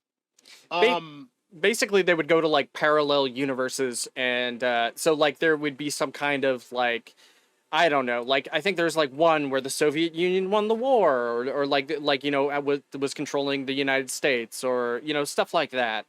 And what if stories? There was a couple great ones. There was one when antibiotics hadn't been invented. That was kind of cool. That very much reminded me of what happened during COVID. There was one when I think women had ruled the world instead of men. But it was exactly the same. It was so great. I fucking loved it. Like it was like instead of like the male misogyny, it was just like female misogyny. Exact same thing. Yeah, it was so Dude, funny. that would have been awesome. I could have been a male streamer. My male OnlyFans. Exactly. I mean, I think the show, Sliders is great. Sliders is great. You should definitely watch the 90s Sliders. It's on Hulu. The first walk down the street, hey baby. The last few seasons are kind of garbage, but I mean the first couple of them are pretty good. But yeah, anyway. There's a scene where like women are driving by in a car, one of the characters, and they like catcall him from the car. Yes. It's like, can you imagine getting catcalled by women? Like that would be. That'd be awesome. That would be awesome. Imagine being first. At first, it would be awesome. Yeah. Eventually, you'd just be like, I'm not a piece of meat. But Yeah. like at the start. I it mean, was I good. kind of am, but I'm not. All right, A guys. piece of meat with feelings. But yeah. So well, I think that's the thing. Like a lot of guys, like don't like they don't understand what it's like to be objectified every day, and I think there are good things Yeah. and bad things about that, because of course it gets tiring, but at the same time it's like I want to be wanted. So I Yeah, mean, right. it was a really funny episode because it kind of inverted like all of those expectations. Yo, Quintessence, Yo, what's up? where can people But find that's you? the podcast. You can find me streaming fairly regularly lately on Quintessence HD Nice. Yo, guys, Twitch. go follow Quintessence. Also, go check That'd out be our awesome. specs and Breezel McCheezels. Shout outs to you guys for popping into the chat. Yo, August, where can people find you? People can still find me on this podcast. Although I do have streaming setup equipment. I literally say this every week. But I will eventually start streaming. I do have to start working on my own gaming backlog. There's a ton of games I want to play. Look, so. I wouldn't ask if you didn't point out that I didn't ask you every time. I don't mind. It's I true. appreciate it. Eventually, it's coming, but the album isn't ready yet. The mixtape is not fired yet. It's just like a slow simmer. Right. But eventually we'll get there. But yeah. For right now, just find me working with Matt Quintessence on the podcast. For now. Right. So with that, guys, that'll close out the end of the podcast. You can find the backlog on Twitter, Instagram. We're on YouTube. You can find us anywhere where there are podcasts, guys. Of course, Twitch. Other than that, y'all, if you haven't given us a follow, feel free to give us a follow. Give us 5 stars on Spotify. Every like, follow, subscription helps the channel. And help us find our audience. But other than that, guys, I hope you had a good night, and we'll see you soon. Peace out, y'all. Take care.